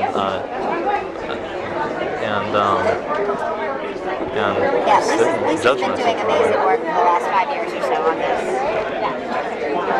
That's another affiliate that goes to 20 weeks. She says she has quite a bit of experience with it, that she's provided materials to Michigan researchers in the past, although it sounds like her volume is not very big. What she was saying, it was very tiny. It can't be that big because they were sending their students to Los Angeles to train. Really? So. Wow. Yeah. And she didn't come across on my list. I just know that they go there. Yeah. Yeah, like I said, I think we kind of went through the folks. And like I said, I think your best bet literally at this point is FPA. Mm-hmm. And they have a ridiculous volume. Yeah. And Rachel Stewart is the person to connect with. Yeah. So whenever she answers me about the tissue, Definitely. follow that up. Yeah. But I think you've got some good leads. Yeah, and I mean, and if Dr. Russo is willing to have a conversation, I think we would both. I think we would both love to. I think she's always willing to talk. We'll get her to have those conversations. Yeah. I don't want to be too pushy. And when I'm down in San Diego, I'll just learn a little bit about what they're doing down there, just to learn. Yeah. I didn't realize that the hostess is a slave. Her wrist. Is that what happened? Did you have the surgery, or is it just? I asked her, she said it's not very exciting. Thank you so much. Maybe she's in this lovely dress and a sling. Yes. It's hard not to notice. So when you know in the back of your mind that you've got X, Y, and Z organs that need to be procured and we want them to be reasonably intact, and you convert to breech in order to do that. So are you saying that you can pretty much? I mean, there's no guarantees with any of this, but we can pretty much count on having the major areas, torso, thorax, abdomen intact. I'll actually collect what she wants sometimes. Oh, you actually do the. If I see it. You do the collection, yeah. Why not? It's Yeah, right there. yeah. For sure. Yeah. I mean, to me, I don't know. It makes the procedure that much better. Like I've just done something even better. Like I said, I think that forming a relationship with the providers, which is why it was good that you were at NAF, because that was a lot of providers. The providers, just as much as the patients, want to do this, and I think they Right. all love to participate in something like this. Right. It just adds another level of interest to what they're doing. Yeah, everyone has a different technique. So that's the other thing. I mean, there's definitely local variability. Just like no two people do a C-section the same way, or no two people do a hysterectomy the same way. No two people do a DNA the same way. But that said, if you maintain enough of the dialogue to the person that's actually doing the procedures and they understand what the end game is, there are little changes they can make in your technique to increase your Even success. though they have a set way that they do it, they're open to changing them. Is that what you're The saying? reasonable people, sure. I mean, there's always going to be the unreasonable person who, this is what I do, this is what I've done for Not 100 gonna years. change. Warren Hearn. Right. Yeah. I love Warren Hearn. I mean, he serves a purpose, but he lives in an alternate universe. He lives in Warren's universe. I love him. I use his instruments. I use a lot of his techniques, and, but he's Warren. Are there, if we were to look at it from a different perspective, from kind of looking across the nation at the providers who are best, who are most technically skilled, maybe, Yes. who we can say, we need 2 intact brain hemispheres, we need thymus, liver, not shredded liver, not thymus in 8 pieces, but does that change the landscape at all if you look at it like who's more better able to kind of facilitate the process that way? Yeah, I mean, I'm going to be honest with you. I feel like if you have very specific things that you're looking for, you're almost more likely to get that rather than at a clinic at a private provider who does exactly what they want the way that they want to do it. Yeah. So, for example, when I worked at PPLA, they were seen by a nurse practitioner the day before. Their protocol is try to get in at least 6 laminaria. If you get more, great. If you can't, no big deal. I'll figure something out. But when I see my private patients at the other surgical center where I work, I put in the laminaria myself. I know, I don't feel like this is enough, so I'm going to do this or that differently. So, if there are very specific things you are thinking of, sometimes an independent clinic or a private provider, while your volume is going to be lower, your quality is probably going to be higher. And that's not true for all of them. Right. It's true for some But of it's them. possible that they may have more freedom just to Yes. work the way they want to. But on the flip side, for example, so I had 8 cases yesterday, and I knew exactly what we needed, and I kind of looked at the list, and I said, all right, this 17-weeker has 8 grams, and this. So I knew which were the cases that were probably more likely to yield what we needed, and I made my decisions according to that too. So it's worth having a huddle at the beginning of the day, and that's what I do. I don't think other providers do that, but Right. I actually like being involved in the process. So I say, okay, what are you looking to supply today? And I look at the list, and I say, well, all these patients, they only have 3 laminaria. I wouldn't hold your breath for that. I think I might be able to get it for this case. I think I might be able to get it for that case. Is there, what else can we do? But it's worth having that conversation. That's why I say the providers are important. Yeah. Most of the conversations you're going to have, I was going to say at the NAF meeting, there's kind of 2 different crowds. And I feel like a lot of the people that go to the NAF meeting are actually the owners of the independent clinics, and that might be who was coming to your table. But there's also the second trimester providers meeting, and that's where you heard Lisa talk. Those are the folks who do just the cases that are going to yield the tissue that you want. So, there should be a way, and maybe Matt can figure this out, that you guys can establish a relationship with just those providers to just tap into those providers, because there's not a lot of us. Right. That's the conversation to have. In most clinics, it's going to be the clinic owner or the clinic manager is going to say, yes, we're doing this, this is what you're doing. You're not really going to talk to the provider. The provider's going to change every day, so it's just going to come in and do what they do every day. If you can establish a relationship with the providers, that would be great. Maybe when you work with an affiliate, once or twice a year they have a providers meeting, maybe you say, I don't know if you ever have a meeting with your providers, But we'd love to just come and introduce ourselves and just let them know about what we do, and that's who those people are in the tissue lab when they're wondering what that person is in the corner, and maybe you just forge that relationship to make the quality a little bit better. It can hurt. Yeah. And it could help. Yeah. I didn't realize that. I thought there was a standard number of laminaria per patient, but it's highly variable. Every clinic I've ever been to has an entirely Different way of doing it. Planned Parenthood in New York City, the surgeon that's there that day takes out the laminaria, does an exam, decides if it's enough for them. If it's not, they put more and they come back the next day. PPLA, if it's above 20 weeks, if you can get at least 6 in, it's fine. Family Planning Associates in Chicago has, what they have. Jerry Edwards has what he has. Warren Hearn has what he has. As far as medicine goes, this for a very long time has been a fairly data-free zone.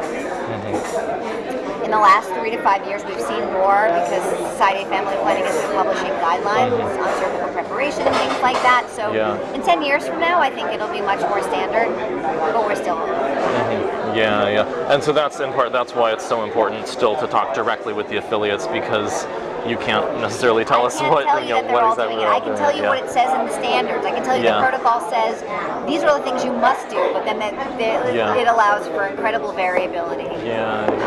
And like I said, you don't have to use digoxin. You don't have to use misoprostol.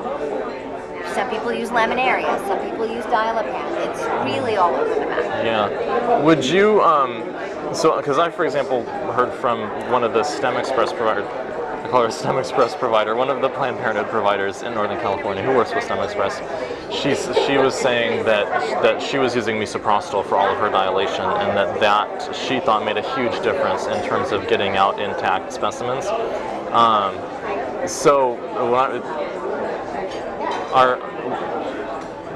Can we make a request like that with or maybe more realistically, say digoxin?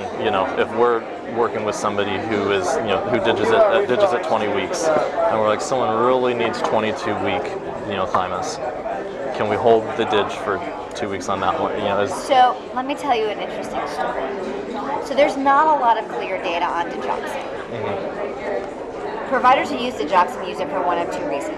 There is a group of people who just use it so that they have no risk of violating the federal abortion ban. If you induce a demise before you do the procedure, nobody's going to say you did a live, whatever the federal government calls it, partial birth abortion. It's not a medical term. It doesn't exist in the Right. So some people use it to avoid providing a partial birth abortion. Others do it because they actually think it makes the tissue softer and it makes it safer and easier to do the procedure. Is there data for either of these? No. Because number one, the federal abortion ban is a law, and laws are up to interpretation. So there are some people who interpret it as its intent. So if I say on day one I do not intend to do this, what ultimately happens doesn't matter because I didn't intend to do this on day one, so I'm complying with the law. There are other people that say, well, if you induce demise, it doesn't matter. You're never going to do it, so you don't have to worry about intent. So that's one side of the law. The other side, there are providers who very strongly feel it makes the procedure easier. I am one of those providers. And so a few years ago, we actually tried to get a whole bunch of affiliates to agree together to do a randomized controlled trial. Oh, wow. Where patients got digoxin or patients didn't. But at the end of the day, the affiliates who liked using digoxin didn't want to give it up, and the affiliates who didn't give digoxin didn't want to do it. So we couldn't get anybody to agree to randomize. So the likelihood that you're going to go to an affiliate that uses dig and ask them not to do it and have them say yes, not going to happen. It's not going to happen. It's something. The dig people do not want to give up their dig, and the dig haters do not want to give it, and not even in the face of research. Wow. So they say they work with UCLA and USC. So I'm thinking they. UCLA is Novogenics. That's where they're based. So I'm thinking they have Novogenics, which doesn't surprise me because Dr. Stewart sometimes fills in at PPLA, so she probably works with Novogenics. I asked if she has a procurement company. But so the likelihood that you're going to get somebody to not give dig, it's low. Yeah. You're either going to partner with somebody that never uses dig, or you're not going to have a choice. Yeah, it's something that they're really set in their ways with, basically. It's not a... Yeah, and until there's more data, I just don't see it changing it. Like I said, I tried for more than a year to get people to agree to do, look, this is research, this is a randomized controlled trial. They were willing to randomize everything else.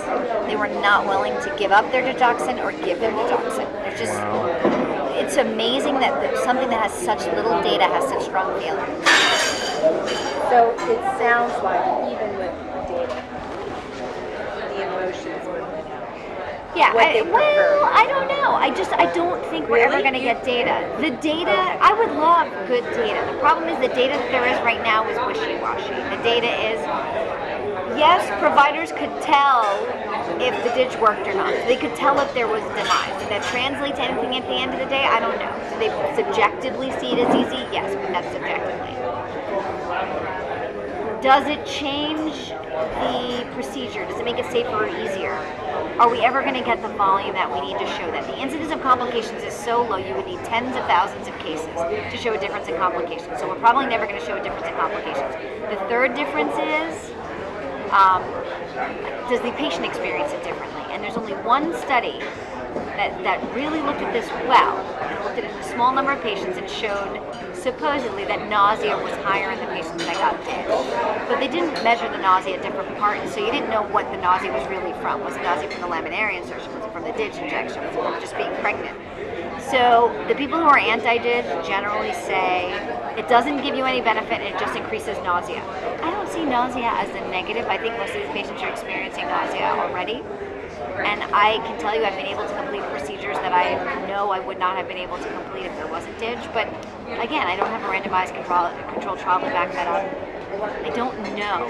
Maybe we'll get there. We've been able to slowly get there with randomized controlled trials around cervical dilation.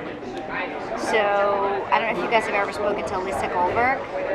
Lisa Goldberg is at the Brigham, and she's also at Planned Parenthood League of Massachusetts. But she just got a grant to do a very large randomized controlled trial looking at what dilation is best, what techniques work. Does adding misoprostol make a difference, things like that. I think it makes a difference. And so maybe after a few more years of success doing these large randomized controlled trials on dilation, somebody will be able to do it on digoxin again. But there's just a lot of people that just want to avoid any problem, and if there's a fetal demise, you don't have to worry about, intent, federal abortion ban, or anything else. So, like I said, if you want no ditch, your options right now are like UCSF and Planned Parenthood of New York City, and that's it. And the reason it's Planned Parenthood of New York City is because they all train at UCSF. Oh. So it's like the UCSF school. Wow. Yeah. They're, That's to my interesting. knowledge, the only people that don't use ditch above 20 or 22 weeks. So it's going to be hard to get those bigger cases. Like I said, New York City is worth going for, and I don't know that they partner with anybody. So, I don't know what the feasibility of that is for you, but to me, that, other than UCSF, is the largest site of 20 to 24-week cases that have not gotten feticide. And I know because I'm a provider there, too. So, I practice in both places. My subjective experience, it's easier with ditch. Interesting. The other thing that might be interesting to you to learn is that there are some affiliates who are interested. So genetic abnormalities. Do you guys ever collect tissue in patients? Once or twice, yeah. When there's a specific project going on with that stuff. And even certain genetic mutations are interesting not for harmful abnormalities, but benefit like for HIV. Long story. We don't have to get into. Yeah, no. Because there are affiliates that do cases higher than they normally would because they have genetic abnormalities. For we fetal don't know medications. if you would accept that tissue. Yeah. So Most know. more than 9 times out of 10, 95 times out of 100, stem cell researchers want normal, healthy tissue because we're looking at therapeutic applications for That's what I figured. You're going to develop a cell line. You don't want it to have exactly, yeah. But every so often. Before I went to medical school, I did cell culture. Oh, okay. Yeah. It's heart muscle though. Yeah. No, but so you know all about how you have a certain number of passages, and then after a certain number of passages, it's no good anymore, and you have to go source it again. And So, yeah. Well, I thought people are going to develop a cell line, and there was a really interesting story in the news. You must have heard it about. Which one? There was a cell line that ended up ultimately being traced back to a patient, and the family was like suing. Yeah. Henrietta Lacks, the HeLa cells. There you go. Yeah, and so I read that, and I'm like, wow. Yeah. Yeah, I'm like, take it, do whatever you want with it. I mean, if there's sometimes there's a specific, project that has to do with, I don't know, Down syndrome or sickle cell anemia or something very specific. So they do want something like that. But, but that's definitely the rarity, especially when it comes to cell-based therapies and really the fetal cells are are getting the most action right now when it comes to translational research, which is actually trying to take things from the lab into the clinic, finding therapeutic applications that could go to market for patients the soonest. And there's some really cool stuff going on with neural progenitor cells right now, human clinical trials going on, I think stage 2 and 3 FDA clinical trials right now. So there are providers who go beyond 24 weeks. Are you working with any of them? Well, for example, Susan Robinson over in Albuquerque, they start doing digit 18 weeks.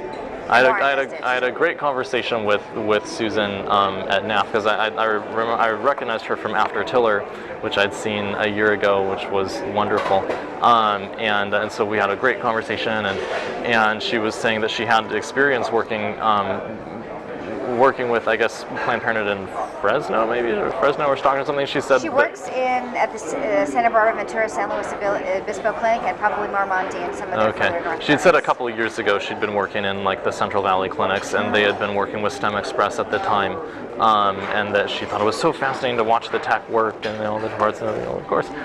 So she said it's wonderful. I've done it before. We'd love to do it, but we start doing dig at 18 weeks in New Mexico, and I think they are already working with somebody too, and for the or maybe with the university there. I don't know. There's some kind of something, but if it's again the the really extreme or later cases, that's again not.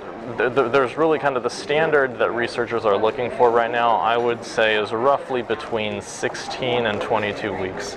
I think that's kind of where everybody's focused on right now. Now maybe some of that is artificial because there just aren't that many places to get 24 and later, and so that's why nobody's using later gestational tissue. I don't know. It's a result of the supply that's there, not actually. So she's not working with anybody. She's just working on individual studies once in a while when it happens. That's, I asked her if they're interested in family planning for FPA. Oh wow. So you might have just hit the jackpot. We might have another conversation very soon about that. Yeah, well, the reason that I mentioned that is that, there are a few sites that go to 26 or go further, and there's a lot of Was there Planned Parenthood sites or not yet, but there's a lot of conversation about who goes to the legal limit in their state. If they don't go to the legal limit in their state, why don't they? Is there another provider that does? So we're about to start doing some mapping work to say, are there states where nobody's going to the legal limit, and if not, why not, and what can we do about that? So that's I'll keep that in the back of my mind, because that's something worth thinking about. Yeah. And another state to just consider, it's kind of Western, is Utah. Really has just gotten their service off the ground, but there are no other providers in Utah, and they're very interested in going further. So how far are they going right now? I just gave them a waiver. They're probably going to 14 or 16, but I've just given them a waiver to go to 20, and I think they're going to start going to 20 on a regular basis. And Utah's got a nice airport, Salt Lake City, right there. It's kind of It's western. not too far away. And they train fellows, but they've got some really motivated providers, and I think that they would be someone else worth considering. I'll add it to my list. Who's the medical director there? His name is David Turok. He's doing a lot of work right now on emergency contraception and IUDs and large. Interesting. But he's a pretty incredible guy, pretty forward-thinking, always willing to push the envelope much further than anybody else, which is kind of why he popped into my mind. But I feel like there's about 1 million introductions that I want to, not only via email, I want you guys to talk to Right. I mean, because certainly, and the ones who are closer, like Dr. Russo and I'm Dr. Patel, you said, for family plan? She's in Chicago. No, Family Chicago. Plan is Stewart. Stewart, Dr. Like Stewart. Stewart, but with a I D. have it here, yes. Stewart, okay. No, we'll Yeah. definitely get. Well, it's easy for us to do the same kind of thing here, and the ones who are farther away, we need to be a little more preparation to. Yeah, well, the ones that are further away, it probably just makes sense for you It's like just to wait until chat with them Miami, in yeah, October, and then yeah. if something comes of it, you can Yeah. follow up from there. Yeah. October is actually not that far. It's this one's not too far away. Yeah. I know, No I'm pun intended, right? For Halloween in October. I'm trying to schedule another meeting, and I'm looking at the calendar, and I'm like, already the first 2 weeks of it's too soon to do it in the first 2 weeks of August. So I'm looking Yeah. at October for scheduling meetings now. Wow. Where has the year gone? It's just wrong. It just gets faster. Yeah. Can we slow it down? I know, right? Maybe the work you're doing, slow time. I think that's physics, not biology. Okay. Yeah. Yeah, there's advantage of time in the Is there? Yes. Well, yeah, I mean, that's what all the researchers want, huh? Some of the, I mean, that's the crazy. So that's the biggest thing about, R&D timelines are some of them are so shackled to the availability of, or an unavailability of material to work with. And so if you can really open that up and get the tissues to researchers when they need them and the stuff that they need, that can literally like cut in half the time that they're projecting for what they're working on. And especially, and if you're doing a study that is foreseen to have any kind of clinical application whatsoever, then the big thing that you're looking at is being able to reproduce and replicate whatever you're showing. And so you need more samples, you need to do more trials, and so again, it's just the volume. So I just have a really weird idea, because I find it very interesting, to kind of explaining how tissue procurement will affect the projects and things like that. Have you ever thought about doing just kind of like a little talk on it? Like a little workshop, like yeah. At the NAF meeting, or just kind of a If little they would regional like meeting us for the to, local yeah. providers or something like Yeah. that. Where people could come and hear about it and understand where the tissue goes and the impact it has and things like that. Going through my mind as you're talking about the obstacles is we need to educate. Yeah. Well, I'm sure people are dying to know. And if they're dying to know, here's the thing. If you can do it for the providers in a way, then you have backwards word of mouth. They're going to tell it to the patients too. They're going to be able to share that information with the patients, and everybody's going to get on board. So you do a little 30-minute session before the day starts or at the end of the day about this is what happens once a patient donates tissue. This is what really happens. This is how it affects timelines. This is how critical it is to the people. This is the impact that you can have. That's the best marketing you can ever do. And like I said, I think especially in a scientific community, they would all find it unbelievably interesting. Yeah. So I certainly do.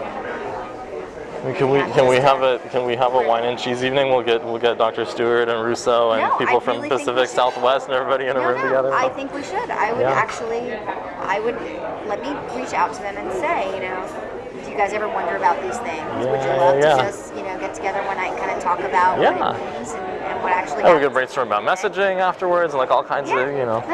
We're gonna change the world. No. Look, every day that's what we work to do. Slow work, maybe sometimes we wish that things would slow down so that we could actually have a little bit more impact, but This is the good of time passing quickly. There you go. Yeah. I'm going to start to change the way I think about these things. Good. Reframe it. Yeah. It's all about framing. It's all about framing. Yeah. I don't consider myself a very political person, but I think it's worth you doing something like that. Let's do like kind of a little local thing. And then, if it's a hit, you may want to do it for a bigger group. Yeah. Okay, so when you say local, how many people are you talking about in one area? Well, here's an idea. The Southern California medical directors have an LLC meeting quarterly, and they do it somewhere in Southern California, where the San Diego, Orange, Pasadena, and LA people and Santa Barbara people all get together.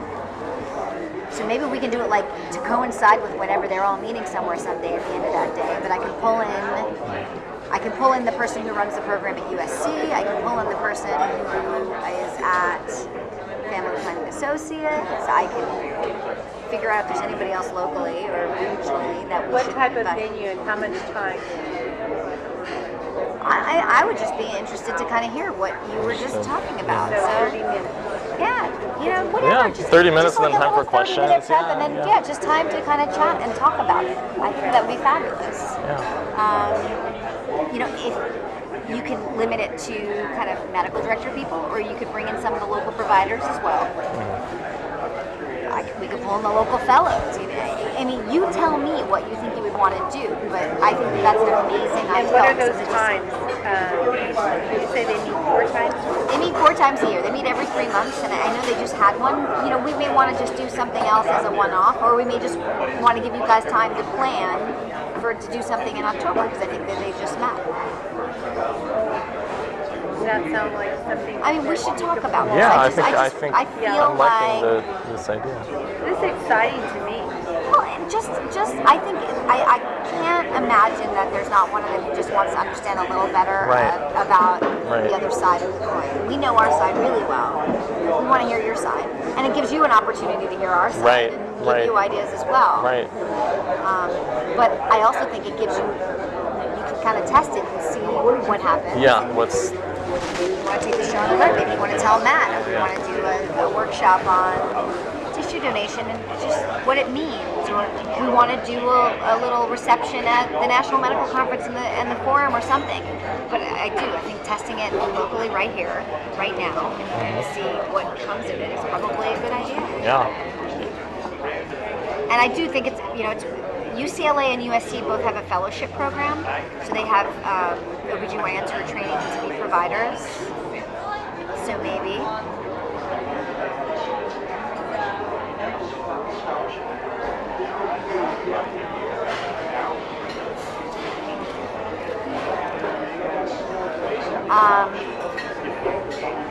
No, I think it's worth a little test to see. I think it would just, I think the conversation would be just unbelievably stimulating on both sides. I think we'd all get a lot of insight on both sides of the coin. Yeah. Speaking of which, do you don't by any chance have on you like the PPFA guidelines on tissue procurement or anything like There that? are no guidelines. Not written. No, there are guidelines on research, but there are not guidelines on tissue procurement. Okay. And there will never be guidelines. Oh. Just to keep it. There's no guidelines. If something qualifies as research, if an affiliate wants to participate in a particular research study, there are guidelines on how that happens. If they're gonna, participate in something like this, there are mechanisms by which contracts can be reviewed and things like that, but there are no guidelines. This is something that the national office is not involved in. For the first few years that it happened, it was treated as research, and then we realized that was kind of overkill. Yeah. Because we didn't have a particular IRB-approved study. Right. It just didn't fit into our framework, and so we just kind of backed off of that. I guess I'm talking even in terms of like compensation and stuff like that. Nothing is written. Yeah. There's nothing in stone. There's a security measure as much as anything else, I guess.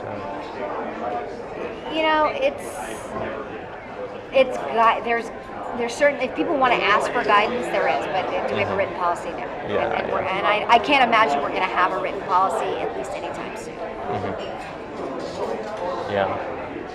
Yeah. No, I would agree. I think these things are kind of best handled when the atmosphere is the way it is. So that kind of thing is best handled at the local level than anywhere else. So. All right, so FDA apparently seems to think that it's research and that there's a wishy-washy. So I feel like it's worth kind of... Wait, so explain that to me. She said, but because we're a for-profit company, we can't really get involved in research. And I said, I'm not so sure that this is research. This is quite different. We actually... If they want to talk profit, we'll talk profit. I don't know. Well, it's funny, because at Planned Parenthood, we don't consider this research. And the FDA, apparently, they consider research. So I also think that's another interesting conversation. I think that there needs to be some kind of a meet and greet, understand what it is and how it fits into all of our different agendas, and how how the environment influences all of us. I think it's worth doing, for sure. So I think this is definitely to be continued. Definitely. Do you have anything else you wanted to talk about? Was there anything else on your agenda? Any more or picking did you we want to cover do? the... I've got pick. Okay, good. Well, I think we've got some good ideas here, though. I feel good about all I'm the very ideas that excited. happened. Very excited. Yeah. Thank you for taking the time. Absolutely. Thank you for being persistent and for having me here today and for a fabulous lunch. And I have to tell you, I mean, I am excited at the prospect of just hearing a little bit about what happens once you leave one of our sites with your tissue and what it means to the researchers and what it means in the big picture of it all. You know, it's almost like kind of image building. Yeah. And it's a good thing for everybody. Excellent. Especially at this time. For sure. And who knows, maybe come November we'll feel even better. Something else will happen. There's hope. There's always hope. That's why we all do what we do. Yeah. So, I mean, so how did you get involved in? I was a bio major in school, and I've done graduate research with my main interest is skid mouse modeling, which is where you have the humanized mouse model. I don't know how familiar you are with it, but so that's why I say liver and thymus and bone marrow so much, because that's the kind of the classic humanized mouse model where you have certain strains of mice that are mutated, so they lack a murine immune system. So I used to bike. I went to college at University of Wisconsin in Madison, and I used to bike past Sprague Dolly, where they basically Someone's dolly. Rats. I used to bike past like this big Sprague Dolly facility, and I'm like, Yeah. oh, this is where all these poor mutant mice come from. Oh. So yeah.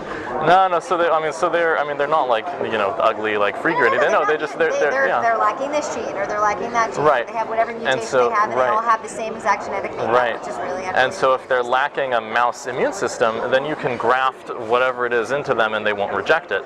So you can graft human fetal tissue into them, and if assuming that it's fresh, the cells are viable, and so they'll start to the thymus will grow and produce thymus cells, and the liver will do its thing, and then you'll still have hematopoiesis going on, and so you can reconstruct a human immune system inside the mouse, and then that allows you to test different diseases, drugs, all kinds of stuff on a human immune system, but it's not an actual human because it's a mouse. So that is, it's because of that kind of model that we're on the brink of a cure for HIV. Literally, it's right. There already are functional cell-based cures based on bone marrow and things like that. That's what I was talking about, the CCR delta 32 mutation. I don't know if that means anything to you. Just throwing it up. It's a mutation that affects the way that the virus binds into a cell. Okay. And so individuals who have this CCR delta 32 mutation in their cells, the virus actually can't enter into the cells. I know someone. You know someone who has that mutation. I do. You know the Berlin patient. The Berlin patient is what they call him. I do. I know the patient. You know because you know exactly what I'm talking about. Wow. Yeah. It's really funny that you mentioned that. Yeah. Really, really interesting. So. Yeah. So that's. So it's it's kind of so figuring out how can we use viral vectors or genetic therapy to alter take regular stem cells, alter them, put them back in, and then you're producing a new immune system that is itself immune to HIV truly. So, and there's other models. There's other ways to do it as well. There's some really interesting work being done where it's not based on the delta 32 mutation, but the idea is to actually genetically modify the cells so that they express the same factors and chemicals as typical HIV antiviral cocktails like medicine that people take. And so you actually so there was one study where they actually combined like the 3 most potent HIV meds and took whatever that combination was and inserted it into the cells, and then inserted that into the stem cells. So the stem cells would basically produce, antiretroviral therapy stem cells. So yeah, we're really excited. We just rolled out PrEP at Planned Parenthood, so that's absolutely Truvada or something different. Yeah, Truvada. Yeah. And it's actually affordable for some patients. Not a ton, but hopefully we'll get there. Yeah. And, no, I mean, see, that's the thing. I think if people got to hear kind of more about the bigger picture too, Yeah. that's what you needed to tell all these people at your meeting. Everybody, at the end of the day, they need to understand the big picture and the end game. Yeah. It's very easy for people to protest when they're looking with their blinders on at their 20 feet view. But if they get a 10,000 foot view and understand how it all fits together, they look at it with a There's slightly not always different light. an opportunity, I think, what we have found is you have to, where is that person right now? What is their, well, just being sensitive to how much they can hear. What's their, how about you? How did you come to be? Oh my God. It's funny. I train a lot of people, and I do a lot of mentoring and things, and I tell people I'm probably the worst person ever to tell you how to get where you are, because I didn't really ever have a plan. I knew what I liked and I knew what I didn't like, and luckily for me, opportunities presented themselves every so often, and so I made a decision every few years, but I never looked for a job in my life. I never said I need to do this or I need to do that. It just kind of happened. So, to make a long story as short as possible, I was an athlete, and I had a whole bunch of injuries, and I had a bunch of surgeries and things like that, and I became very interested in orthopedic surgery. And then I said, okay, I'm going to be an orthopedic surgeon. And then I went to college, and I said, I don't know if I want to be an orthopedic surgeon. Maybe I'll just do sports medicine. But, I'll be a physical therapist, because that's easier than... Orthopedics are like a bunch of big old burly guys, and I was like, I don't know if I want to be with these people surrounded. That's just not what I look like. I don't know if I'm an orthopedic surgeon type. So I'm going to be a physical therapist. And when I was in college, physical therapy became a master's degree instead of a bachelor's degree. And I said, well, if I'm going to go to graduate school, I might as well become a doctor. So I decided to go to medical school. And then I hung out with all the ortho people again, and I said, no, this definitely isn't for me, but I really liked babies, believe it or not. And I said, okay, I'm going to be a pediatrician. I don't know if you know much about pediatrics. It's really treating moms, it's not really treating kids, and the kids you do treat are sick, and it's very depressing, and I said there's no way that I can do this. I could maybe do perinatology, where I deal with just born babies with neonatology. And then I said, okay, I'm going to become an OBGYN, and I'm going to become a maternal fetal medicine specialist. And that was kind of where I was going. And I will tell you the date. I was on call. It was my last day. When you're a resident in obstetrics and gynecology, you spend a dedicated amount of time on obstetrics, and you spend a dedicated amount of time of oncology. And in your senior year, it's 4 months of each. So my February 28th, 1998 was my last day of GYN ever as a resident, and then I would be done. In July I would graduate, I would be an OBGYN. And on that day there was a patient that was transferred to me from an outside clinic who had had a DNE, dilation and evacuation, late second trimester abortion, who was bleeding.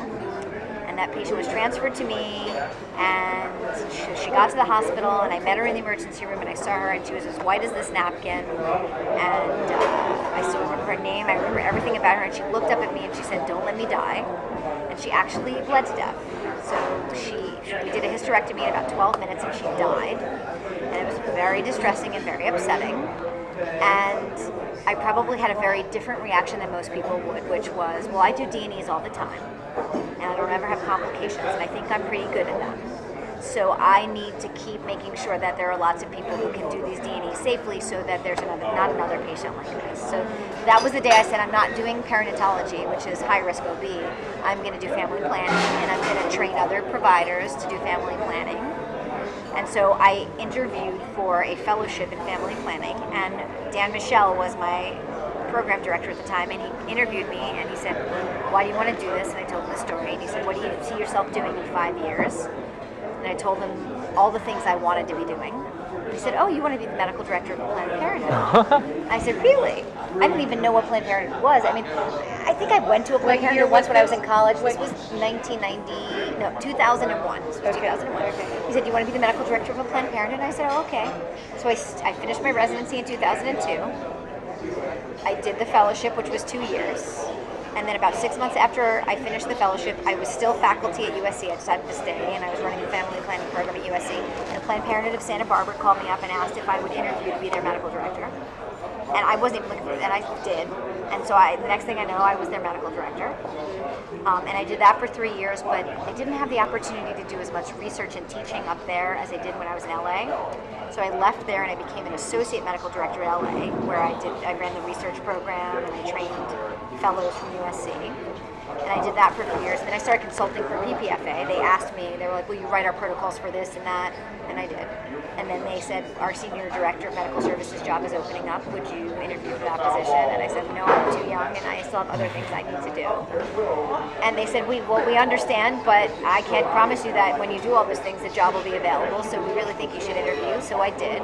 And I got the job. And so that's where I am. That was 5 years ago and I'm here now. So, I mean, every few years I've made a decision based on what I feel I should do and gut, but I've just been very lucky and it's all just kind of happened to me more than Well, I totally disagree with you, and you shouldn't be a mentor. I tell people all the time, I've just been very lucky, and they're like, well, No. you make your luck. I'm like, no, I don't think so. No, there's a little bit that comes your way, but I totally disagree. I Okay, think that's well, fabulous. Take that, point taken. But yeah, how about you? I'm much, much older than probably both of you combined. It would take too long. What time is it? You need to be If out I by could- 3. Oh my goodness, my story.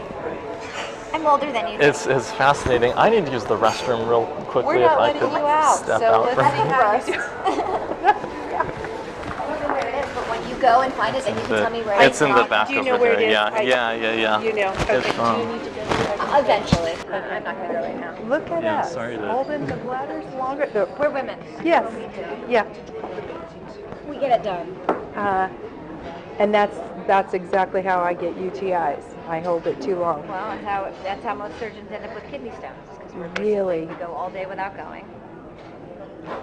Kidney stones are very common in surgeons because they're in the operating room. They just case.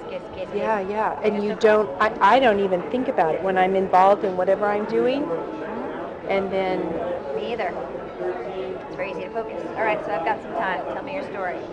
it's too long, really. Okay. It's There's no well, Reader's okay. Digest version? Yes, Maybe the there last is. 5 years, I don't 10 do years? Reader's Digest. I think and I've accepted that I don't do Reader's Digest. I mean, that connects me. Okay, so let's try. Let me just fast forward. We can work backwards. We can fast Yeah, forward, no. whatever you want. I think starting in the 80s and being in a women's health clinic and seeing what women were going through. That's what really brought me to this table.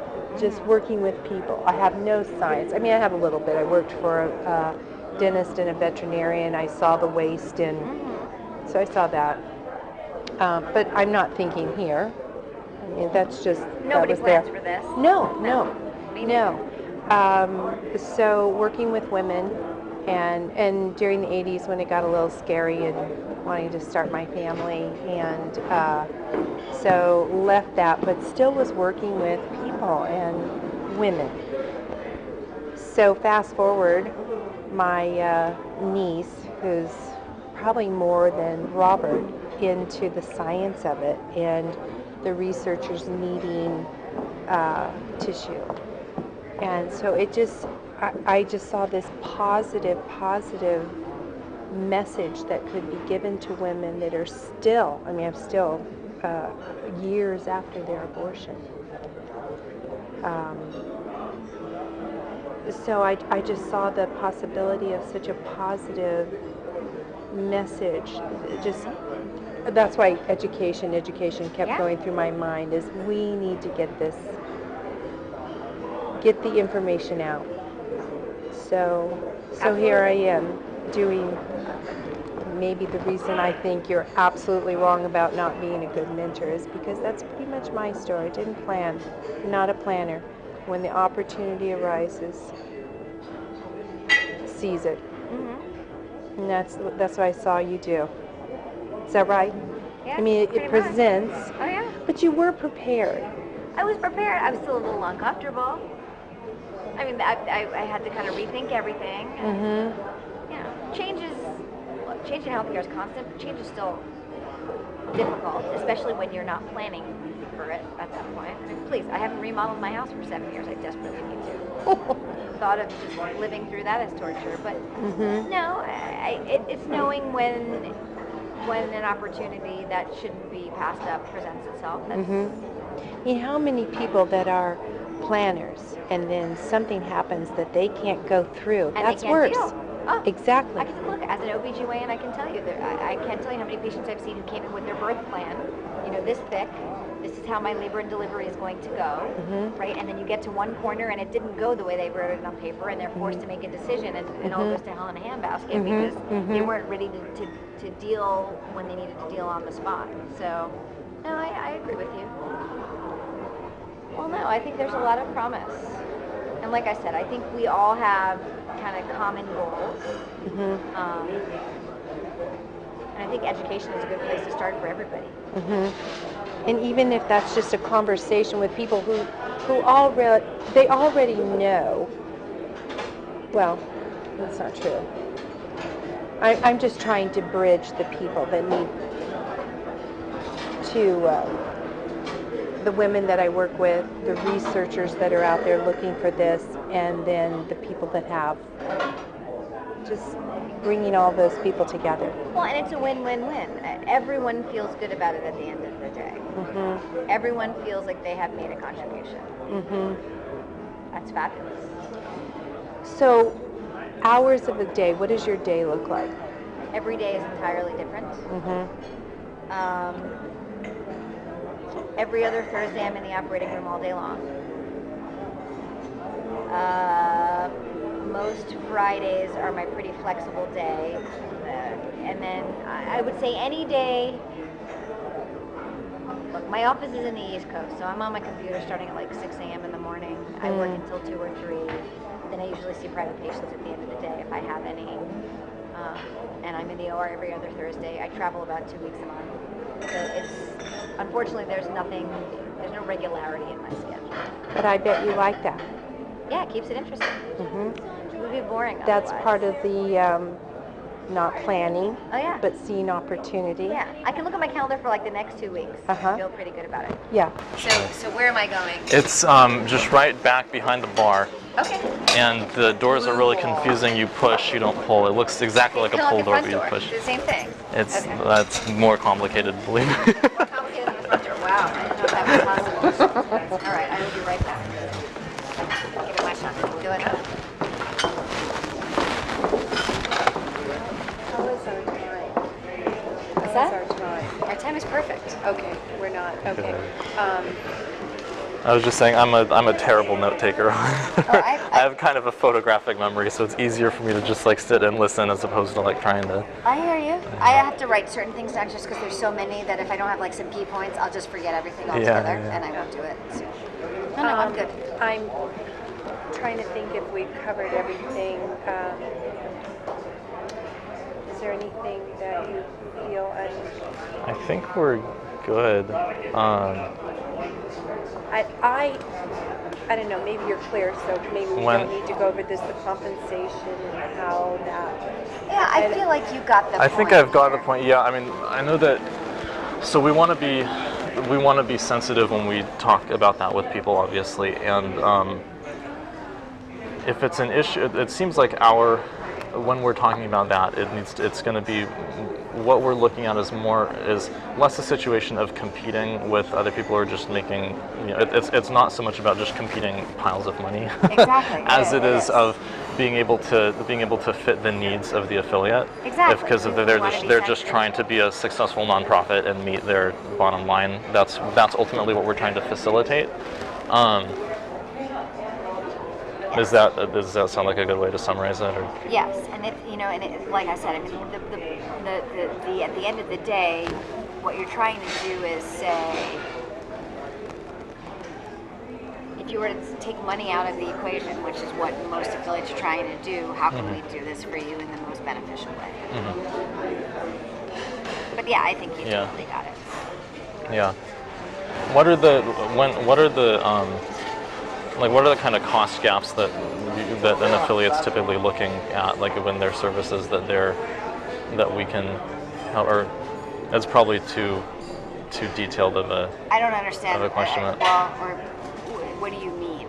I mean, again, really, the way that they look at time is space and staff time. So, it's just a matter of, here's how we can help. We're going to take up the least possible space. We're going to do as much as we can so that it's not your staff time, it's our staff time. And then maybe there is some other in-kind, something else that can happen. So that it's just simply not they all want to do this. They just, if they don't have to present it to a single patient ever, that would be the ideal situation. Obviously, that's not going to work. Somebody's going to have to flag somebody or start the conversation or let them know this is available, and it's probably going to be their staff. But if you can, like I said, the way to do this with leaving the fewest footprints at the health center, it's going to be beneficial for everyone. We can do that. Yeah, no, I think we started thinking very creatively about ways to do that. And I do think feedback is great too. Sure, anybody can come and get the tissue donation and send it off. I think affiliates would like to know, we send specimens to researchers working on this. I think that kind of little bit of positive feedback at the end will just make it feel better about the relationship. Yeah. Just kind of adds a whole other human touch. Yeah, and we're talking about people in the nonprofit sector, so the motivations are a little different. Yeah. And it's This is all, in anything that you can do to help them explain who's benefiting, the benevolence of what they're doing, I think that holds as much value as any cash prize. So, I think if the affiliates would be proud of this, they would go back to their donors, they would go back to their boards and say, look, we contributed to this in this quarter just by adding this one service and working with this one partner.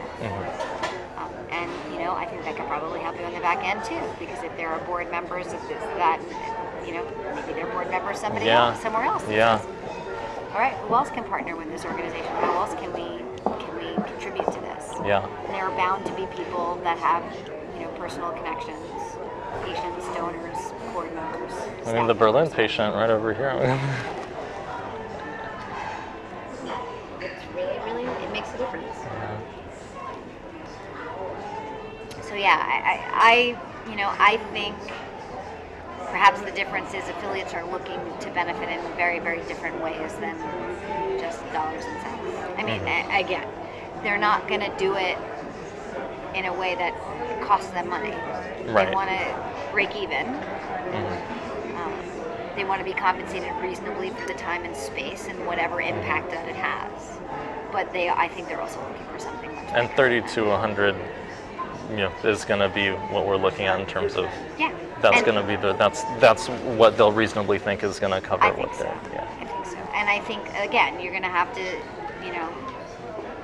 it's funny. We do a lot of training, and we've been trying to come up. Is there a way we can kind of standardize the contract and what the rate looks like? And at the end of the day, no. The line items might be the same, but at the end of the day, it's very different because the staff member that's involved, the amount of time that it takes them, the space, it's going to be variable. Can we come up with the line item? Sure. This is what I'm going to pay you for space. This is, what I'm going to pay you for your staff time for this. It's almost the way an affiliate comes up with a research budget. Right? I need this level of staff to consent the patient. That's going to take 15 minutes. This is what they get paid for an hour plus 20%. That's how much that comes out with. So, can you come up with a standard way to do it? Probably, but I wouldn't expect it to be the same number. Was that a PPFA project? You're trying to figure out a standard Yeah, contract we're for it, trying. or- So a lot lot of the training programs are funded by the same donors, and they came back to us and they're like, how come this affiliate it costs this much to train a resident? How come this affiliate? I said, well, because that affiliate has 5 ultrasound machines in 2 rooms, and that affiliate has 1 ultrasound room in one room, and so they're losing patient revenue, and so it all has to fit into the bigger bigger picture. So.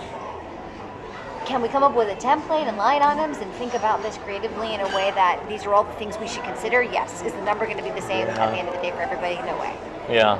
And that's just the way it is. It's just such a tapestry that we're looking at. with It's all just the- like when a patient walks into a health center in Nebraska or Los Angeles or Minnesota, it's going to be a very different cost, and it's based on the payer mix and the Yeah. demand and the level of staff that are required by the state medical board and things like that. At the end of the day, the number is going to be different, but all the inputs should be exactly the same. And yeah, I mean, hey, in the perfect world, if you could find a way to help them deal with their biologic waste, pathologic waste, they would love that. But I it's- mean, I'll do some research and figure out, what the details are with getting an Yeah. incinerator and what that means for. I mean, and this is also not- perhaps some of the people that you supply. I mean, everybody. Yeah, has to because if manage there's this tissue in some way. for example, a university that just processes lots of, maybe there's a university hospital and they have their own, Yes. there's all kinds of Yes. networks that this ends up opening up. So. Yeah, I mean, I know when we did research on it, we looked at, well, what are all the labs that we work with? Because these labs, we Right, send the labs right, tissue, and yeah. at the end of the day, they do something with it. Mm-hmm. Turned out they use the same. They use Stericycle like everybody else. So That's how Stericycle was able to get the monopoly. And to figure out, everybody and that's has what garbage, basically and ended so up happening. They bought up everybody's contracts. They bought up all the Wow. smaller vendors, and they're just kind of a big multinational. But there has to be another option. And messaging, that's a whole other issue too. Yeah. If you guys come up with a way to message, and it makes it easier for everybody at the end of the day. If there's some kind of one pager, this is something that we offer here. This is some nice little one page. This is the service. This is the type of research it contributes to. These are the type of achievements we've been able to work. If this is something you might be interested to, ask your doctor or nurse, or if this is something that works for you. Yeah. It'll make it easier for whoever actually does the consenting. Yeah. It'll drive demand. Yeah. That's a win-win. When this is as far as consenting, do you at your site is it Planned Parenthood counselors who are doing the consenting, or is that Novogenics? It's the same medical assistants who basically consent for everything else. Once all that's done, they say also, by the way, we do this. So it's a PPLA consent form for tissue donation. It is a PPLA consent form for tissue donation. But the interesting thing I'll tell you is, so some people consent, some people don't. But the funny thing is, the second day, when the patient actually comes back for their procedure, when they're waiting, what often happens is the Novogenics person will go talk to people who haven't consented, and they usually do once somebody has some time and energy to sit down and actually have a conversation with them.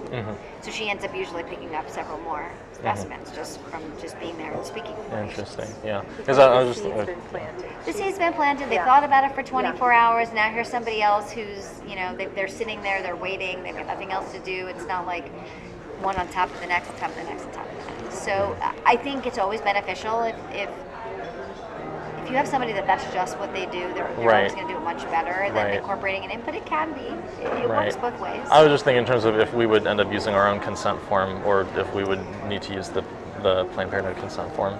I mean, you could use whatever consent form you yeah. created, but it would still have to kind of be approved and end up being on there. And at the end of the day, it sounds like it's another thing that, again, depending on the affiliate, it's going to... Yes. Yeah. But one thing I can promise you is it won't have to go through the rigmarole of a research project, because there is precedent for this now, and affiliates know how to deal with this. Like I said before, it was a nightmare. It had to go through an IRB, not just your IRB, it had to go through an IRB for the affiliate, it had to go through the national office, it had to go through contracts and all these other things. We've totally removed ourselves from the equation, because we've said, look, in reality, is this tissue going to research eventually? Yes, but is this a dedicated product that adds additional risks? There's no specific protocol. We're not changing the way we provide care for the patient. This is just a decision between you and the patient, and we're not going to be a part of it. So is it only the affiliates that have a robust research department, like Gulf Coast, have IRBs, or? Yeah, and most of them use commercial IRBs. Most of them don't have their I own think most IRB. people do. Yeah, they just use a commercial IRB, and they all know which IRB to use depending on what they're doing and how they feel about it. So, most people hate Western IRB now. No, there's quite a few options out there, Quorum and all the other ones. I get emails from Quorum on a daily basis. Yeah. Yeah. But yeah, everybody's going to have their own process. That said, most of the affiliates tend to go the higher gestational ages, also tend to be the more well-developed, so there might be a little more process involved. More process involved. Yeah. but I can't speak to everybody's individual process because it's Yeah, different. yeah. You know, like I said, I'm gonna have a conversation with Rachel, for example. You know, there's misperception on every level. I don't think that misperception exists in Planned Parenthood anymore because this is a conversation we've been having for a year or so now, where people know it's not research, and yes, it's an alternative to help you come up with a way to manage your tissue, but it's not going to count for all tissue because everybody's not going to be eligible and everybody's not going to consent.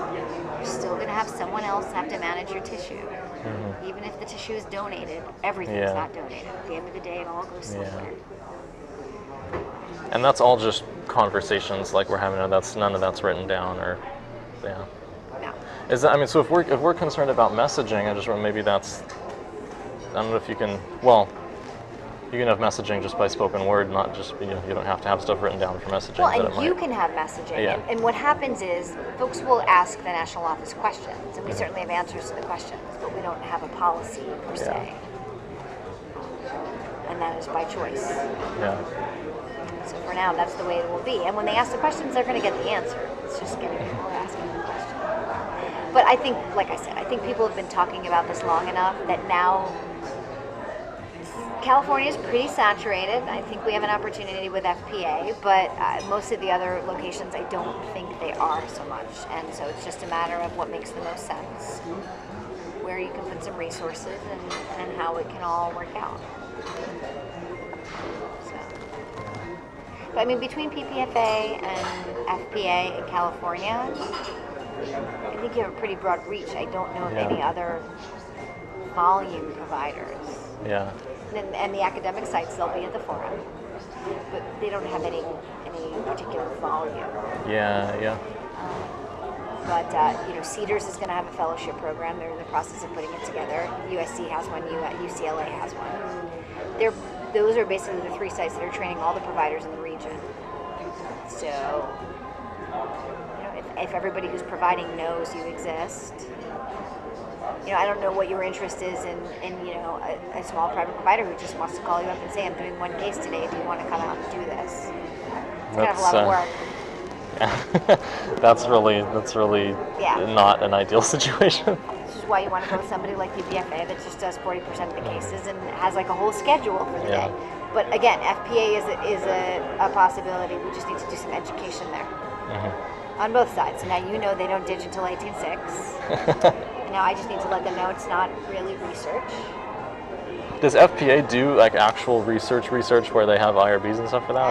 I think they might participate in a one-off study, but she was just saying they feel uncomfortable participating in research because they're for-profit. And I think it actually looks worse for their research partner. If a for-profit company is doing research. I'm sure that the partner can make that determination, though.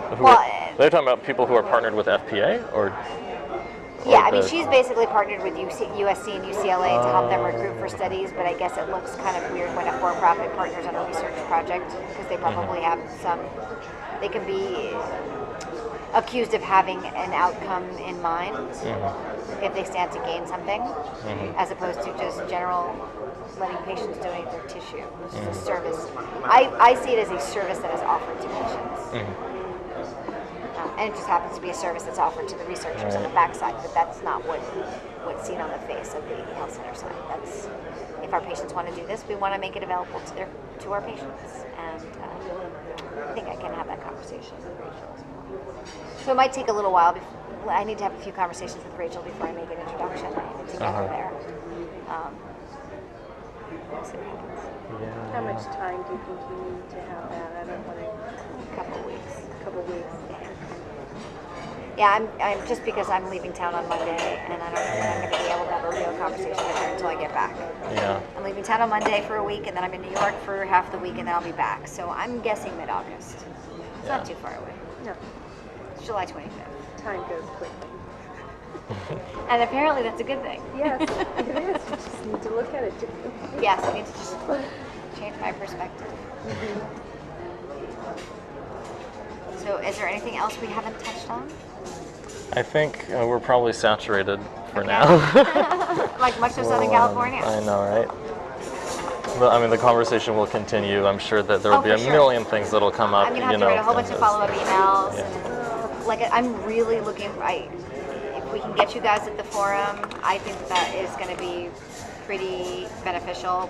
We'll get some people by your table once I know where it is. I mean, I'm sure we can commit to that. Like, I mean, I know we've been intending to do it. I don't know how far Brianna has gone in talking to the organizers, but Okay. I mean, I think at this point, even if there were like some other stem cell meeting or something that was at the conflict of the same weekend, I think that this is easily more important. It's like October 11th or something. Yeah. It's around October 11th. You know more than I do. I just know I have to go down there on the 9th. Probably then the 8th. Are you presenting there or speaking or anything? I run a lot of parts of the meeting, and there's pre-meetings. So it's basically 3 conferences back to back to back. So I have to go. I'm having a pre-meeting on the 9th. I have to go to the meeting on the 10th and 11th, and then the 12th and 13th, and then I have a meeting on the 14th. And I'm hoping to take a few days off to just breathe after, because it's like 6 days of no sleep. But I just go where I'm told. Yeah. But I think I'm giving 2 talks at the meeting. But it's part of a. So what can we do so that this part that you're helping us with, in a couple of weeks, send a little reminder or? Yeah, I what mean, would I'll help send a you? follow-up email after this, just Okay. kind of to make sure that I've got my follow-up thing. Okay. I mean, like I said, I'm going to have this conversation with Rachel. I'm going to reach out to Arizona. I'll do, it'll take me a little while to figure out what Gulf Coast is doing, to figure out what Orange is doing, to figure out what San Diego is doing, to reach out to some of the folks on the East Coast, to reach out to Ashleisha in Chicago, and also reach out to Utah. And I mean, so like I said, I'm going to be at a retreat all week next week, so a lot of this stuff probably isn't going to happen until the week of the 4th, or even the week after the 4th. So why don't we check back in mid-August to figure out what's going on with you guys, being at the forum, and me getting some contacts out to some people, and we can figure out where we are then.